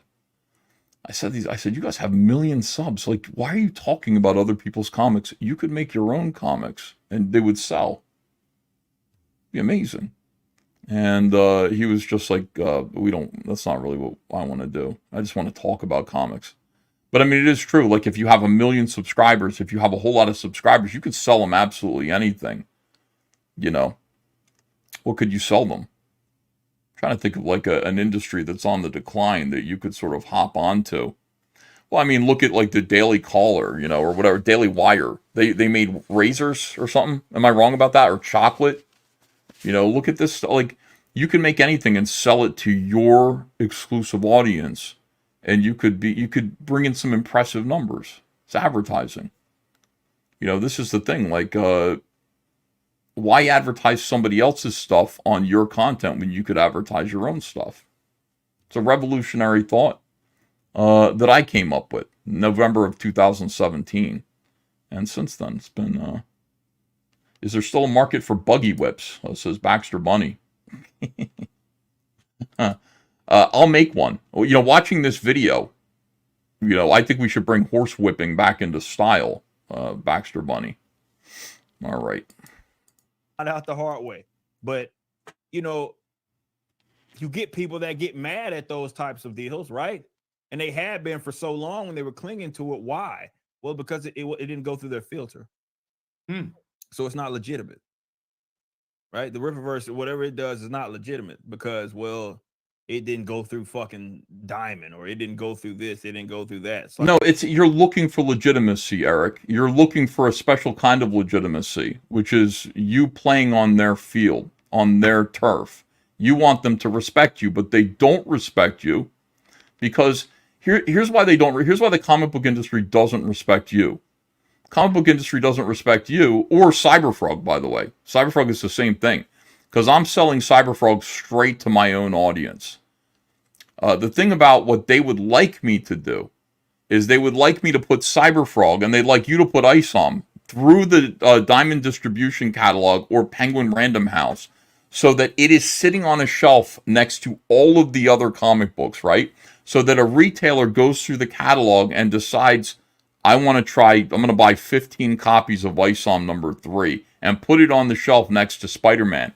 And then people want to see how many people choose Isom number 3, just random people coming into a store. How many of those people choose Isom number 3 instead of Spider-Man? That is competition. That's the validation that you're looking for. And you're never going to get it when you're only selling to your own audience. Do you understand? And I've tried to explain this to you. I used a football analogy before, a football metaphor. Tried to explain to you that the reason nobody gives a shit how many copies of Isom you sold or how much money that you made in the mainstream comic book industry is because they're the NFL. They're playing inside the stadium. You are your friends' little football team. You're playing in the parking lot next to them. And it doesn't matter how well your performers, your players do in comparison to the NFL inside the stadium, you're not on the same field together. There's not head-to-head, one-to-one competition. Nobody threw to your guy. Peyton Manning didn't throw to your guy. So who cares what happened in the parking lot? It's very impressive. Maybe it's an entertaining game, and maybe you're great athletes. But the validation that you're looking for, the appreciation and respect from the mainstream comic book industry will only come when you put your books next to theirs. And I don't blame you. Listen, I have the respect that you don't have from them, and they hate my guts. But the reason why I have the validation and respect from them is because I was competing against them for 20 years. And oftentimes, many times, people chose my comic books. Of course, they were DC comic books, but they chose my comic books. I was number one artist, literally number one favorite artist, Wizard Magazine, for 5 months straight. Top number one artist, 5 months straight, amongst my peers. Michael Turner, Alex Ross, Joe Quesada. You understand? So that's the whole thing. They look at me with Cyberfrog and they go, well, what you're doing is fake because you're not putting it in the stores. To which I say, fair enough, but I'm also keeping all the profits. I already got my validation from the mainstream comic book industry. Now I want the money, okay? Now I want to be able to do whatever I want to do and I want the money. You want both. The only way you're going to get both is if you put your book into the stores. Until then, what the fuck are you talking about? What do you want? And the idea that, like, people are going to come, the industry is going to implode and then people are going to flood out into the open water is something I've been talking about for years. They are. You know what? Some of them are going to crowdfund. Others of them are going to form little mini comic book companies. They're going to do what you're doing. But they're going to do what you're doing, and they're going to have to build up their audiences, the audiences they've gained from DC. They're going to do all that stuff. Talented people are going to be just fine. And if they don't do that, if they can't do that, people like me will hire them. People like you will hire them. Or not. There'll be some untalented people that just won't make it at all. But I don't think when you suggest that, like, people's rejection of what you're doing or their disinterest in what you're doing is going to be the reason why they drown. It isn't. They literally don't care. They see the money that you're making and they're going, yeah, maybe I want to do that too. Why is this guy doing that? Why does he get, like, his books aren't good? Why does he get this kind of money? Well, he made a big YouTube channel. That's all. Just make a big YouTube channel. You can do it too. Like, who gives a fuck? Who cares? Did that take away from the people that are into it, new fans, old fans of comics? No, it takes away from fucking nothing. Just because people that have been in the game, Graham Nolan or Chuck Dixon, that have been in the game for as long as they are, work on their own projects, and they see a lot of success, and maybe it's not attached to whatever the shit it was that they were doing, doesn't make it less legitimate. Nah, I'm pretty sure we talked about it on the show, I'm pretty sure they're making more money now than they ever had. Because they're on my show. because they're the reason why they're well, at least Graham Nolan is making more money now than ever is because he's a regular on Comicsgate Kings. We promote his stuff to a large YouTube audience who's decided they really like Graham and they like his books, and so they're buying it. Chuck Dixon's associated with all kinds of Chuck Dixon's working for everybody. Chuck Dixon's working for me. Chuck Dixon's working for Vox Day. Chuck Dixon's working for you. Chuck Dixon's working for Iconic Comics. He's working for Richard C. Meyer. Chuck Dixon's out there doing everything. And he's got his own YouTube show, which is pretty good. I always see clips of his YouTube show where he answers questions from fans. He's doing everything right. He's doing just fine. It's awesome. Hell, even doing a Batman, right? Because, well, that's the current setup. But you're still going to have people that delegitimize those efforts because, well, it didn't go through their filter. They're not delegitimizing them, Eric. They just it's irrelevant. Like it doesn't affect their business. Look at Az's face here. You guys stop being dumb. Please listen to me. Az is like, these guys just don't get it. They don't get it. They're delegitimizing Isom. They don't care. I know. They don't care. They're doing Batman, Spider-Man, and all that stuff. So, yeah, they're not impressed. Didn't go through what they established as the proper channels. Oh, thank God for that. And if the proper channels leads to bankruptcy. That's what it leads. Well, yeah, eventually it leads to the big six. That's what the proper channels get you. But that's all that it is. It's you heard me use the term perceived legitimacy. That's what it's called. That's in your head. Like, they are legitimate. They're the comic book industry that you grew up on and you're obsessed with. Like, you care about all this stuff. Don't sit there and say that they have perceived legitimacy. They do. Marvel Comics and DC are legitimate comic book companies with some of the greatest IPs created in the 20th century.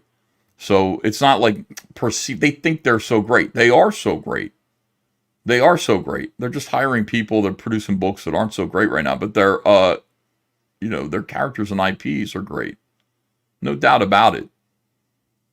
Perceived with just hope and jealousy. This is talk about me. Nobody knows actually why it is the way. They just know it's been the way, and it's been this way for a very long time. And whatever comes through this pipeline is what is the industry. If it doesn't come through the establishment, that's what it is, the establishment. And if it exists outside of this bubble, it is that they have determined. I like the extra "it is." And I think that's why they laughed. You know what it is? On Howard Stern, what it is? On Howard Stern, there was a guy named Bigfoot. Remember Bigfoot? And he would just end everything with "it is." Do you guys remember that guy? I'm having a beer, it is. Yeah. I'm happy to be on the show, it is. Like, there's an extra "it is" all the time with everything that Eric says. He was a whack packer. He was a big, brute, big kind of dumb guy. And everything that he said ended with "it is." Where is it? Where is that guy? Hold on, let me see if I can find a little clip of Bigfoot from Howard Stern. Bigfoot, Howard Stern.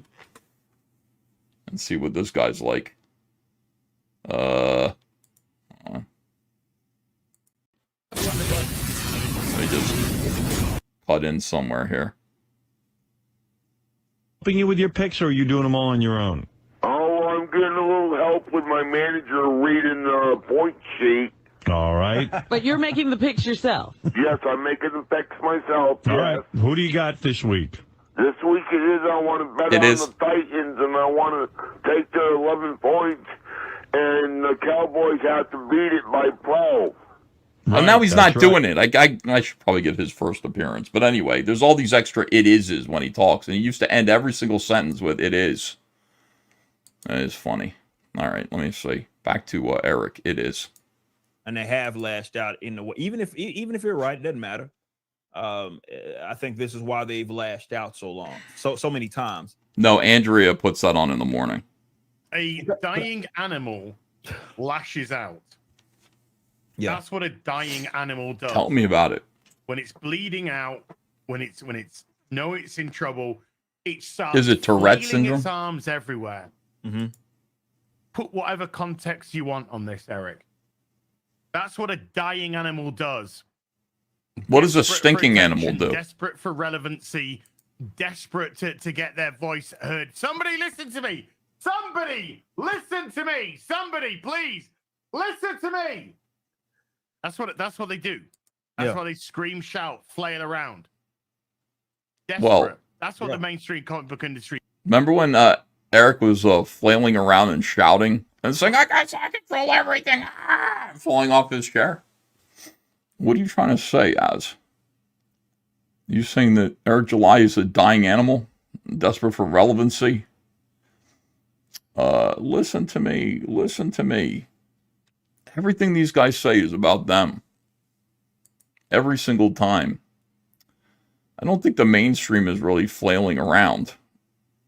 I am, though. Actually, if he's talking about me, I am. Listen to me. Absolutely 100% listen to me. He's right about that. I love it. I love the views. I can't believe we had like 3,100 people watching at the peak tonight. That was great. Thank you. Appreciate it. I will flail around if that's what we need to do. He's doing. It's been doing it for a lot of years. It's dead. The mortal wound has already been inflicted. Yeah. You're bleeding out now. That's all that's happening. You're bleeding out. There is nobody's here to resuscitate you. What are you talking about, dude? What are you saying? Marvel and DC don't need you two clowns. You're just refusing help. They don't need you. They're not. What kind of help would they get from you, ass?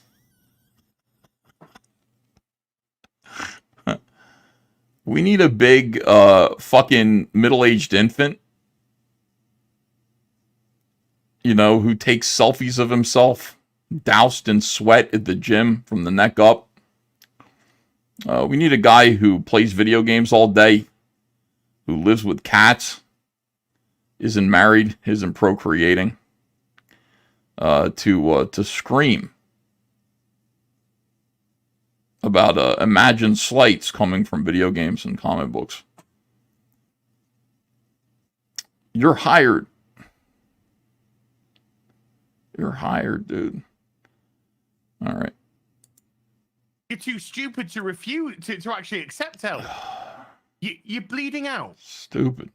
That's where they are. Oh no, Eric's Rippaverse. It's nonsense. It's blah blah blah blah blah. Yeah, okay, all right. Oh yeah, $7 million worth of nonsense. Oh yeah, my bad, our bad. New characters, brand new people brought into a comic book space. Over 100,000 plus books sold. Who are you yelling about? Who are you mad at? Who cares? Nobody is sitting there saying that this isn't important or impressive. It's great. It's a YouTuber with a big audience who marketed and monetized 9% of it and sold a comic book to those people. What are you trying to say? What does it prove to Marvel and DC? What lessons are they supposed to take from this as? Why are you angry about it? Who cares? These guys are desperate for, like, legitimacy. When he talks about how bleeding relevance and stuff, that's you. You guys want... Both of you are angry that you're irrelevant to the comic book industry. They see this and they don't care.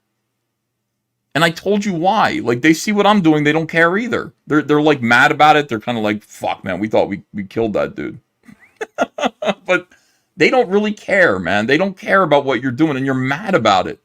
You didn't find a back way into the comic book industry. All you did was make comics and then sell them to your audience. And guess what? That means zero to Warner Brothers and Disney. It means nothing. Now, if you want that legitimacy, instead of sitting there and crying about it, take your comics, put them in Diamond, put them in Penguin Random House, distribute them, and then compete. Directly compete. Right now, you have no competition. With your own audience, You know, there isn't. Eric July doesn't have 3 clones of himself, and each of them are producing a different line of comics. And then his people who love Eric July 1, 2, and 3 are choosing which ones they like best. There's no competition within your own audience and from your own studio. They're buying what you put out. Now, take what you do and put it in a comic book store next to Marvel and DC Comics, and then see how you do. And then, if you do well, then all of these people are going to give you the legitimacy that you crave. When you say fake legitimacy or whatever it is that you call them, you're going to get it that way. I'm telling you, that's the only thing that's the disconnect that you're having here. You're not competing with them. You're selling to your own audience. And for someone like me, that's all I want to do. I've decided I've been to the mountaintop. I've seen the promised land. And it's about a $400,000 a year salary. And that's not enough for me. So I'm doing it myself, and I don't care. I'm not interested anymore. I want to do my own stuff and make more money. Okay? That's all it is. And if people don't like it, I don't get respect from those guys anymore. That's the cost of it. It is sad, but I'd really, be nice to get invited to go to the conventions and get shuttled around the world and have people say, boy, I really like your Green Lantern stuff. It'd be nice. That was fun. But I'm trading all that away for money right now and owning my own IP that I can hand down. I want to work on my own stuff now. Money and freedom in exchange for what is it, false legitimacy or whatever it is that you said? Okay, it's a deal. I'm where I want to be. You're not where you want to be. Go where you want to go. If you want that, go get it. Yeah. I don't need your approval to do what I want to do. I don't need your approval to take a fucking shit. Oh. But it's established that if you need a crap, you have a crap, That's the established thing you do, yeah?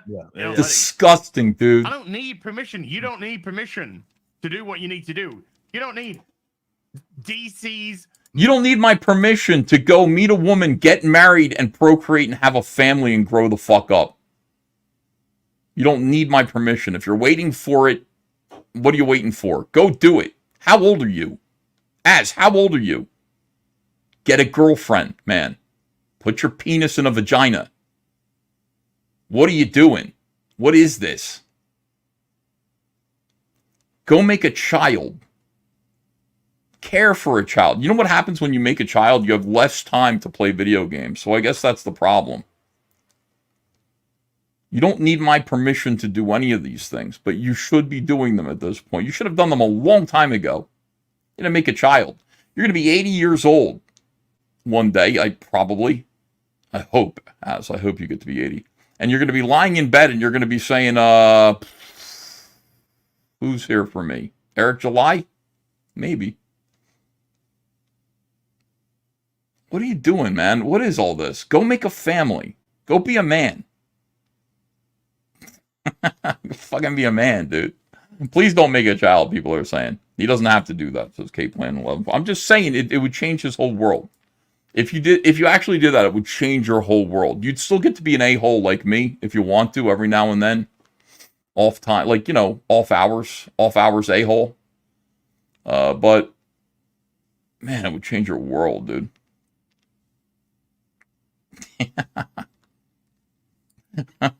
Marvels, Magses, Alex DeContis, fucking hide him at Twat Waffles. You don't need any of these people's approval. They don't know who you are. You are, when I called you guys zeros, you are zeros.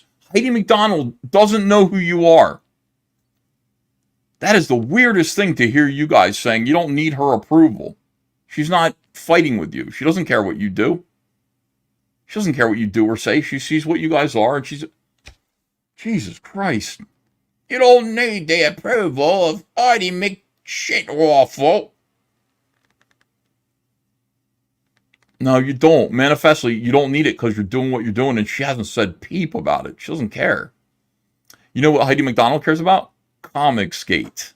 You know what the mainstream comic book industry is mad about? Comicsgate. That's the brand that they know. Everything else doesn't bother them. They're not worried about it. They're mad about Comicsgate. You know why they're mad about Comicsgate?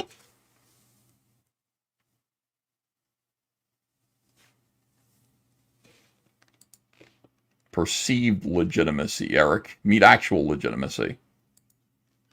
To do anything. Oh, I agree. I agree that Mark Millar, I agree with him that we need professionals, like old school professionals, to come in and shore up the industry. However, it all depends on who you actually call a professional. And no, shut the fuck up. The man knows what he's doing. You don't. Yeah. He's got the recipe for living off of his creations and making not only himself more money. Turn the volume up. It's just not loud enough. People, this it isn't. You're right. He's got to figure it out. And they got mad at him. And again, stop burping on your mic, Pie Man. Got angry at Mark. It was less about it's not just the alternative. It's like y'all got to understand how long they've been clinging to this lie that is an industry that was really built on a house of cards in the first place, thin ice, straw house, whatever analogies you want to use, metaphors. It was fucked. And it always has been this way, to be fair. It's just that you had this massive sugar daddy, maybe two of them, known as Marvel and DC, that had no issues being able to subsidize your bad behavior because they could absorb losses. Fellas, you don't know what you're talking about. For so long. Neither of you know what you're talking about. None of you. You don't know. Last that long because then you start thinking about it. Well, you don't know what you're talking about. Around and shaking. I mean, think about it in our lifetime. You don't know what you're talking about. And all that shit with Marvel, they've moved around. Sony. Neither of you guys have any fucking clue. Wait, what are you saying? What? Who? What? Where? It's been sitting. Why? How? That's been successful. And you guys be said for Warner and DC. Don't know what you're saying. 15 times fucking and now who knows what the hell Discovery and Paramount is about to become a Detatron and maybe combine their debt under and have DC maybe be under that. You don't know what you're saying. You don't know. You don't have no idea. It's all bullshit. You're right. You don't know. You don't know what you're talking about. You're battling. Blah, blah, blah, blah. You don't know. Oh, you're angry about something, but you don't know what it is. Perceived legitimacy. I would look. Marvel, show your bottom line. They don't. What are you talking about? Show your bottom line to who? You guys? Why? We haven't. Because they're not profitable.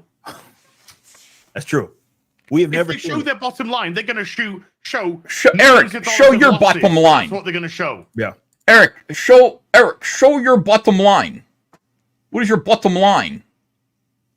Remember when you showed your bottom line the other day on Twitter and you told somebody for some reason that you personally have brought in $7 million and haven't personally made a profit yet? Remember that? Your bottom line? Remember when I had to show that receipt where you made $0 out of $7 million? I made money. I made a profit on almost every single campaign that I did, except for the action figures. I've made money. Remember how you had to tell everybody that your overhead was so massive that once you end up paying everybody, you're left with $0 and 0 cents? Show your bottom line.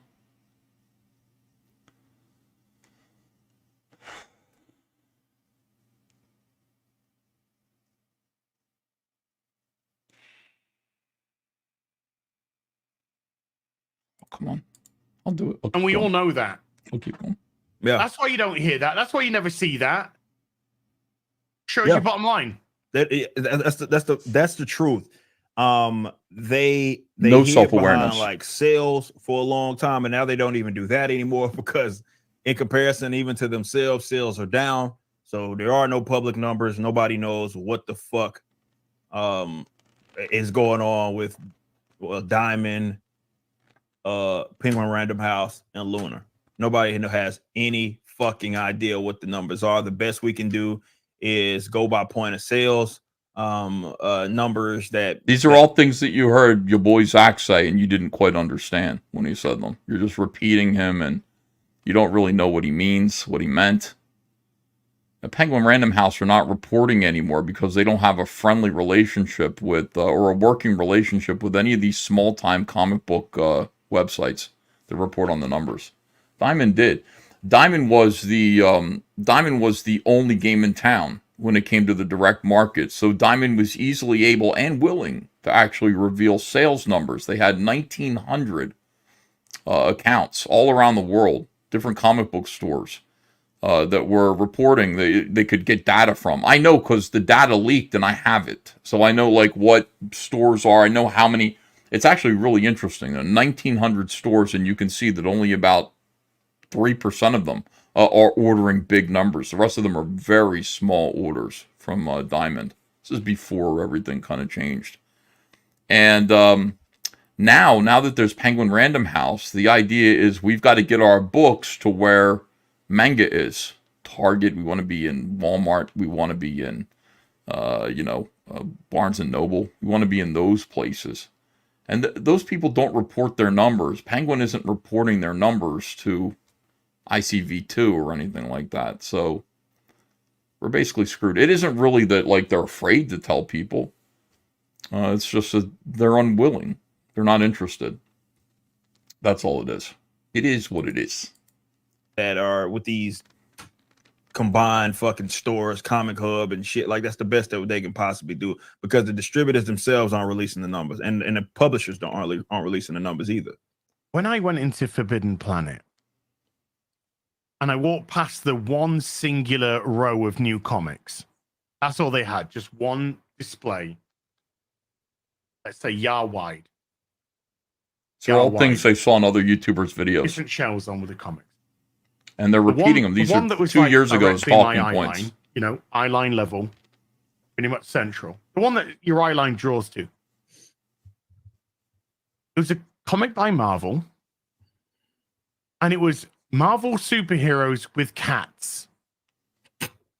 And the front cover was Captain Marvel with a cat. Yeah, but the reason why they're doing that is because Dogman and all these other YA novels are runaway successes, and they're feeling around in the marketplace trying to capture that market. For some reason, they blew 2 generations worth of customers. They lost them, all to manga and YA novels. So they're trying to capture them now. I don't think it's going to work because I think what manga has to offer young people and their sensibilities, YA novels are just, it's more attractive. It's more attractive to these kids. So they're desperately trying to do that. I wouldn't sneer at it. It might work. Some of it might work. You don't know. At least they're trying something anyway. It's not for you guys. It's not for me either. It's gay, but we're 50-year-old men. Or at least I am. Eric's 33. He looks 53. But he's 33. I don't know. I have no idea how old Az is. He looks like a minute egg. I really have no fucking clue. And the bottom image was Black Cat with a cat. And I can't remember who the middle one was. It's another female hero with a cat. And I saw that. And I said to myself, what fucking chance has it got? What chance have you... Who the fuck is buying this apart from nobody? That's. I'll see if I can find. I see if Marvel heroes and their cats. I'm gonna see if I can find the actual comic. Yeah. What are you mad about? It's okay. I So couldn't what? believe what I was seeing. It was like Man, it's imagine like we're teleported back to the 1960s. Imagine like being a comic book shop owner. I don't know, Random McRenderson. I don't know. No. I don't know anymore. I don't know. I refuse to. Well, I'm stuck that's now. Depressing, I understand, and you can't sell this shit, man. Well, I mean, here's the thing. They're also putting out toys that are for little kids. Did you see these superhero toys that look like the Fisher-Price Peoples or whatever it is?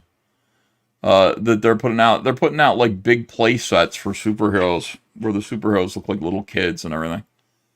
They're trying. They're doing everything that they can to connect with that audience, with the young audience. I think they assume that we know that superheroes and their cats isn't for us. I will tell you this though. My daughter Ava loved the Super Pets movie. She said, "Daddy, I want to go see DC Comics Super Pets." Or what was the movie called? She said the whole thing. "Daddy, I want to see DC Comics Super Pets." And I was like, "Oh, great, let's go." I'm watching that with her, and I'm like, does she know her father created Jessica Cruz in there? I wonder if she'll ever know that. Like, she has autism. I wonder if she'll ever realize how awesome I am and how I have actual legitimacy, according to these guys. Oh, no, it's perceived legitimacy. That I took her to see the Super Pets movie in the theater, and Jessica Cruz, a character that only exists because of her father. Will she ever appreciate that? No, of course not. It's good. Yeah, Superhero Squad, that's what it's called. Like, these are like little kid versions of superhero. They're trying, you guys are sitting there knocking them. They're trying real hard to get that generation, or at least capture the young. How did we find comics? Well, I found comics when I saw the Superman movie in 1976, 78. I was a little kid. My dad took me to see Christopher Reeve's Superman in the drive-in theater. That's how I found comic books. And I went, Superman is awesome. I want everything Superman in my life. So that happened for me. So I was 4 years old when I saw that movie. So they're trying to get the kids. Ava was 5. It's 2 years ago that Super Pets movie came out. She knows all their names. She knows all the Super Pets movies. Is she going to buy comic books? I don't know if she ever will buy comics, but she's going to buy, she wants DC Super Pets product if she sees it. They have to keep these IPs alive, and they really need to connect with kids at some point, and it's not working. Like, they hired that asshole Snyder, whatever his name is, Zack Snyder, to do the Superman and Batman and Justice League movies of this generation, and they're so ugly and dark and depressing. What kind of kid, what kind of 4-year-old is going to like that, is going to connect with that?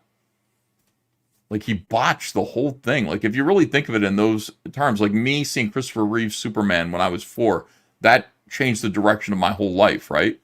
That was Zack Snyder's job for another generation, and he fucked it up. Those movies are so ugly that all those kids that could have seen those movies and have been turned on to the Justice League and DC superheroes, they messed up. So they're going two different directions. They go super dark, and then they go really childish and infantile, and for girls too. I mean, the super kiddies and all that stuff.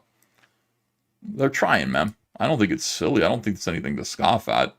I just don't think it's going to work. You know you can't, man. It's hope. It's hopes and dreams, man. It's hopes and dreams, which you can't really sell. It's unfortunate, but it is what it is. It is. Look, the industry is going to fundamentally change, and I think that there's going to be a lot. What does that have to do with what he just said? Like a lot. I do think that you're going to see a lot of. I see Yellow Flash in the chat. Shout out. I saw some people come from Neurotics channel as well. Shout out. Shout out to those guys. Shout out to Yellow Flash, who isn't paying his artist. Shout out to him for not paying his artist for 6 months. His artist was living in his backyard while he took a back-end deal. Shout out to Yellow Flash for whatever it is, his personal charm or charisma, that was able to convince his artist to work on a back-end paycheck, 40% of everything, I guess. Yellow Flash clearly thought this through very carefully. 40% of the entire property. So he's been working for 6 months. His house floods. He's living in his backyard. Flash offers some charity, I guess, to maybe help him. The guy refuses, of course. And I was thinking about this. I'm like, Yellow Flash, shout out to you for giving 40% of your IP to the guy who's drawing the first issue of it. Does that mean, Yellow Flash, that and it's none of my business. I'm not like, this isn't my contract, but just, let me put this in John Dillard's head. You own 40% of the IP now, and so Yellow Flash, if he does a second issue of it, can you just refuse to draw it and then take 40% of the profits when another artist draws it? Because that's what I would do. I would sit there and I would hope, I'd cheerlead for that book to go on and on and on and on. Shout out to Eric July, who said that, technically speaking, since John Dillard, who is the artist, is technically the co-owner of the project, in a manner of speaking, maybe he owes Yellow Flash some money. Shout out to all these guys. Shout out to all these big, bright luminaries on YouTube. These incredible, creative, passionate men who know what it is what they're talking about with regards to the entertainment industry, the comic book industry. Shout out to all these clowns who are really making a difference and deserve some actual legitimacy. Shout out to Az. Shout out to him for screaming and embarrassing this movement with his video game pronouns. Shout out to him for becoming a meme last year. Can't wait to see what happens in 2024. Shout out to Eric July for lying about on the AA Conservatives podcast that there were 3D assets used in Isom. Shout out to him for putting out another video 4 days later saying, yeah, there were, but so what? Shout out to him comparing Isom to Alex Ross. Shout out to all these guys, man. Shout out to this entire space. Just shout outs all around. Tomorrow, we are going to review Isom number 2. Why? Because you guys asked me to. Simple as that. You guys paid for it. I'm going to read this, and I'm going to have a review of this for you. We'll go through it. If it's good, it's good. I'm not somebody who, I'm not going to go through this. I know what people might think. People might go, you're just going to look to dunk on it. No, that's what they do. If this is good, I'll say so. Tomorrow we'll have an opportunity to maybe, we'll have a super chat challenge to review Alpha Core. And if I get that, I think that might be, I suspect it might be better than this because it's got like a different creative team on it. If it's good, I'll say so. If this is good, I'll say so. The cover is great. I love the cover. And that's just the way it is. I'll do my best. I'm not somebody who wants to just make fun of shit for laughs. I'm trying to understand what they're saying there. If they had said something of any validity, of any purpose or usage, anything that was valuable or interesting or funny, I would have remarked upon it and given them credit for it. But that was dog shit, and nobody should be watching that. These guys don't know what they're talking about. They don't have no idea what they're talking about. They're entirely self-interested at all times. They're, egomania. They're like, their egos are unwarranted and massive. And they're clowns. That's all it is. Sorry, guys. All right, let me see here. Let me look at these super chats on the way out here. Appreciate you guys. Az is annoying as fuck. Why does Gary keep him around? I don't know, man. I haven't seen... I'll be honest with you. I have been on Gary's show once. I don't watch Gary. I don't even... People say, no, Gary's good, though. I haven't watched Gary. I have watched Az maybe 4 times. And every time was offensive. Every time was just... It was offensive. It was stupid. And annoying. Gary, I don't know. I have no opinion of Gary. I don't know what he does. I don't know what his videos are like. Shan Santu says... Why do they hate on my comic and nitpick it so much more than other shit? That's the idea. If you want to be better, then better be willing to thrive off extra criticism. Yeah, you're fortunate. People are looking at you. You're in the spotlight. G Prime's last 3 tweets are on this. I can't DM you. Well, maybe somebody else will. Scotch Earth says, what it is Eric invested over 200K on Isom, but set his campaign goal at 100K. If you spent that much, wouldn't you need to set the campaign goal to be more than what it was that was invested? It is.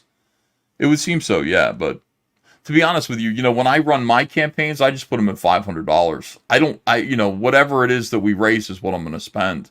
I need more than $500 to make a comic book. But I don't, if I make $10,000, I'll make the comic book. If I make $100,000, I'll make a better comic book. If I make $1 million, I'll make a comic book and a whole bunch of pinwheels and toys and firecrackers and all kinds of extra bonuses. So I don't know. I'm not sure. I don't know why he's doing what he does. Ratchet Kazuya. As is Tommy Pickles in real life. Big fat baby crying about things they can't do in real life, but talk like they do. Az hates my guts. And he just says the worst shit about it. If you think I unloaded on him and I was being mean, it's because I've heard the shit he says about me. And I didn't do anything to him. And he annoys me. I think it's performative. And I feel like when Az is saying shit about me, I feel like he's doing it on behalf of somebody else, or he's trying to get attention from somebody else. And that's why he does it, because he's got nothing, should have nothing against me. Rudy21 says he sells merch disguised as comics. Drelix is a new member. Thank you for joining. Jimmy Owens says, let's not forget Neurotic and Az never backed Graham Nolan. Oh, really? And Graham sadly gave them each an original art piece from Batman issues he drew. They didn't back? Surely they backed them. 200 Watt Studio says, you were still a top seller when you left DC, right? When I left DC, I was on, I decided that what I was going to do was be more reliable. When I left DC Comics, I changed from being the guy who does the events, because Andrea, my wife, says you need to be the guy who's like, you should be doing a bunch of work for them. Don't just sit around and wait for the right project. You be there to be the guy. And so I was working on Hal Jordan and the Green Lantern Corps, which was a bi-weekly comic book. Kicking stuff out, like 8, 9 issues a year, which for me is a lot. Was I a top seller? I mean, it wasn't my book. It was somebody else's book that I was working on. It wasn't like a big event book, but it was doing good. It was making, I think it was selling like 58,000 copies a month, which was royalties. We're making royalties. Random McRanderson says, I don't understand. You made the Cyberfrog PVCs and still made money. How could EJ not make money? Maybe he hasn't drawn a salary because YouTube money is fine. You have to draw a salary. If you have an LLC or an S Corp, you must pay into the system. You need to pay yourself. They make you do that. So you have to do that for tax reasons, Social Security, all these things. You got to do it. You can say that the company wasn't profitable. They only let you do that a couple of years. But you do need to make a salary. Why? Listen, my company's smaller than his in terms of overhead. I have 2 warehouses. My 2 warehouses don't cost as much as his. Their rent combined is half of what his rent is. So it's like, it's ridiculous. It's like, I'm not spending that money. I don't have the employees he has. I have 3 or 4 employees. I have a girl that comes in. Mikey's girlfriend works for me now sometimes. So she'll come in and help out. 3 or 4 employees. He's employing like literally like dozens of people, and many of them are redundant. Like Kanan White, he doesn't need Kanan White. I know he thinks he does, and he's using Kanan White as a shield against criticism, but he doesn't need Kanan White. You should just hire Kanan White to do the book, or fire Kanan White. I'm not saying please don't fire these people. I'm just saying if I were running the business, Kanan White and Cliff Richards would not be working there. I would hire one artist who knew what he was doing. I would hire David Williams, knows what he's doing pretty quick. He would be enough. You don't need 2 people. This is the fucking how many people does it take to screw in a doorknob, or to screw in a light bulb? How many do you need to do one single job? You got one guy who's not doing his job well enough, so you hire another guy to overlook him? Who does that? How is that business? YouTube money is fine. I'm sure it's well, you could look at his YouTube money. If you wanted to go to his Social Blade or you wanted to go to Playboards, you could see what he's making on YouTube.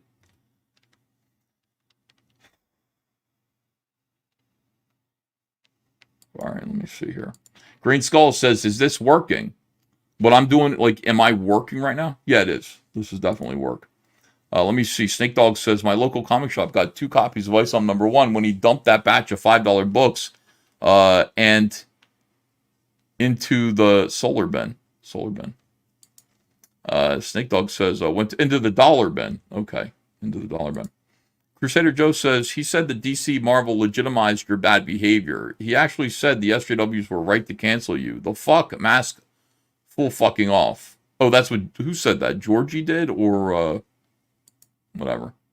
Let me see. Green Skull, thanks for $20. I gave up on Eric, Az, and Gary as they can only critique, never themselves suffer the slings and arrows by putting their art out there, but just run their mouths. Fuck Eric Vito. All want to be Stan Lee. You want to be Walt Disney's. Thanks, Green Skull. Thanks for $20. Appreciate that. Plush says, great thumbnail, Papa. Art looking lively as usual. That's somebody else made that. That's AI. I just found it and went, that's nice. I'll use that. Wow, look at this. Pranvat Gulati. 4,000 rupees. Amazing. Thank you so much. Apparently that's close to $100 because it's red. So thank you very much for that. Massive fan from India. Give them zeros hell. Let's go Cyberfrog. Isom is dole at best. Wow, thank you so much. I'm glad you're enjoying the show. I'd love to go to India one time just to eat. I love Indian food. It's the best. Thank you so much, you guys. I really appreciate it. Yeah, you have a beautiful soul. What is this? Supposedly it's $481. No way, is it? Oh my God! Thank you so much. I appreciate that. I didn't know it's $481. That's amazing. Thank you so much. Oh, Crusader Joe. Eric said it to Az during the podcast. He said they covered for your bad behavior. They're agreeing with saying you should be canceled. Well, what was my bad behavior, guys? My behavior was excellent all the time. These guys are not. What immediately happens is this kind of thing, we disagree. We have a disagreement. And then they adopt SJW talking points. It is what it is. Promvat says it's $40. It can't be $40 because it's red. $40 would be a different color, but I don't know. Who knows? Thank you anyway. It's very generous. Thank you so much. I appreciate it. You guys are the best. All right, what are we doing? Should we close out now? The Jack Show is probably still... Oh, my God, it's 1:49 a.m. I've been doing this for 3 hours and 30 minutes. I really enjoyed it, but I got to get to work. I got a few hours to get some work done tonight. Thank you so much for being here with me tonight. I appreciate you guys. Just because it's a high number, dude. Oh, is that what it is? It's just a number on there? Thank you so much. I really appreciate it. You guys are the best. And I will be here tomorrow. I hope you are too. 8 p.m. Eastern Standard Time. We will be looking at Isom number 2 together. I'm going to read it. I'll make some little notes, maybe in my head. And we will get we'll get to the bottom of this. I'll tell you. Apple Pit says, play my song, Ethan. Not this time, but maybe soon. All you guys have a great night. Go over to the Jack Show, whoever's hosting that. Go over there and join them. And I will see you. Wait a second. Let me find the right thing to play here. I think I'll play this. Thank you guys. I'll see you again tomorrow with another video. Good night.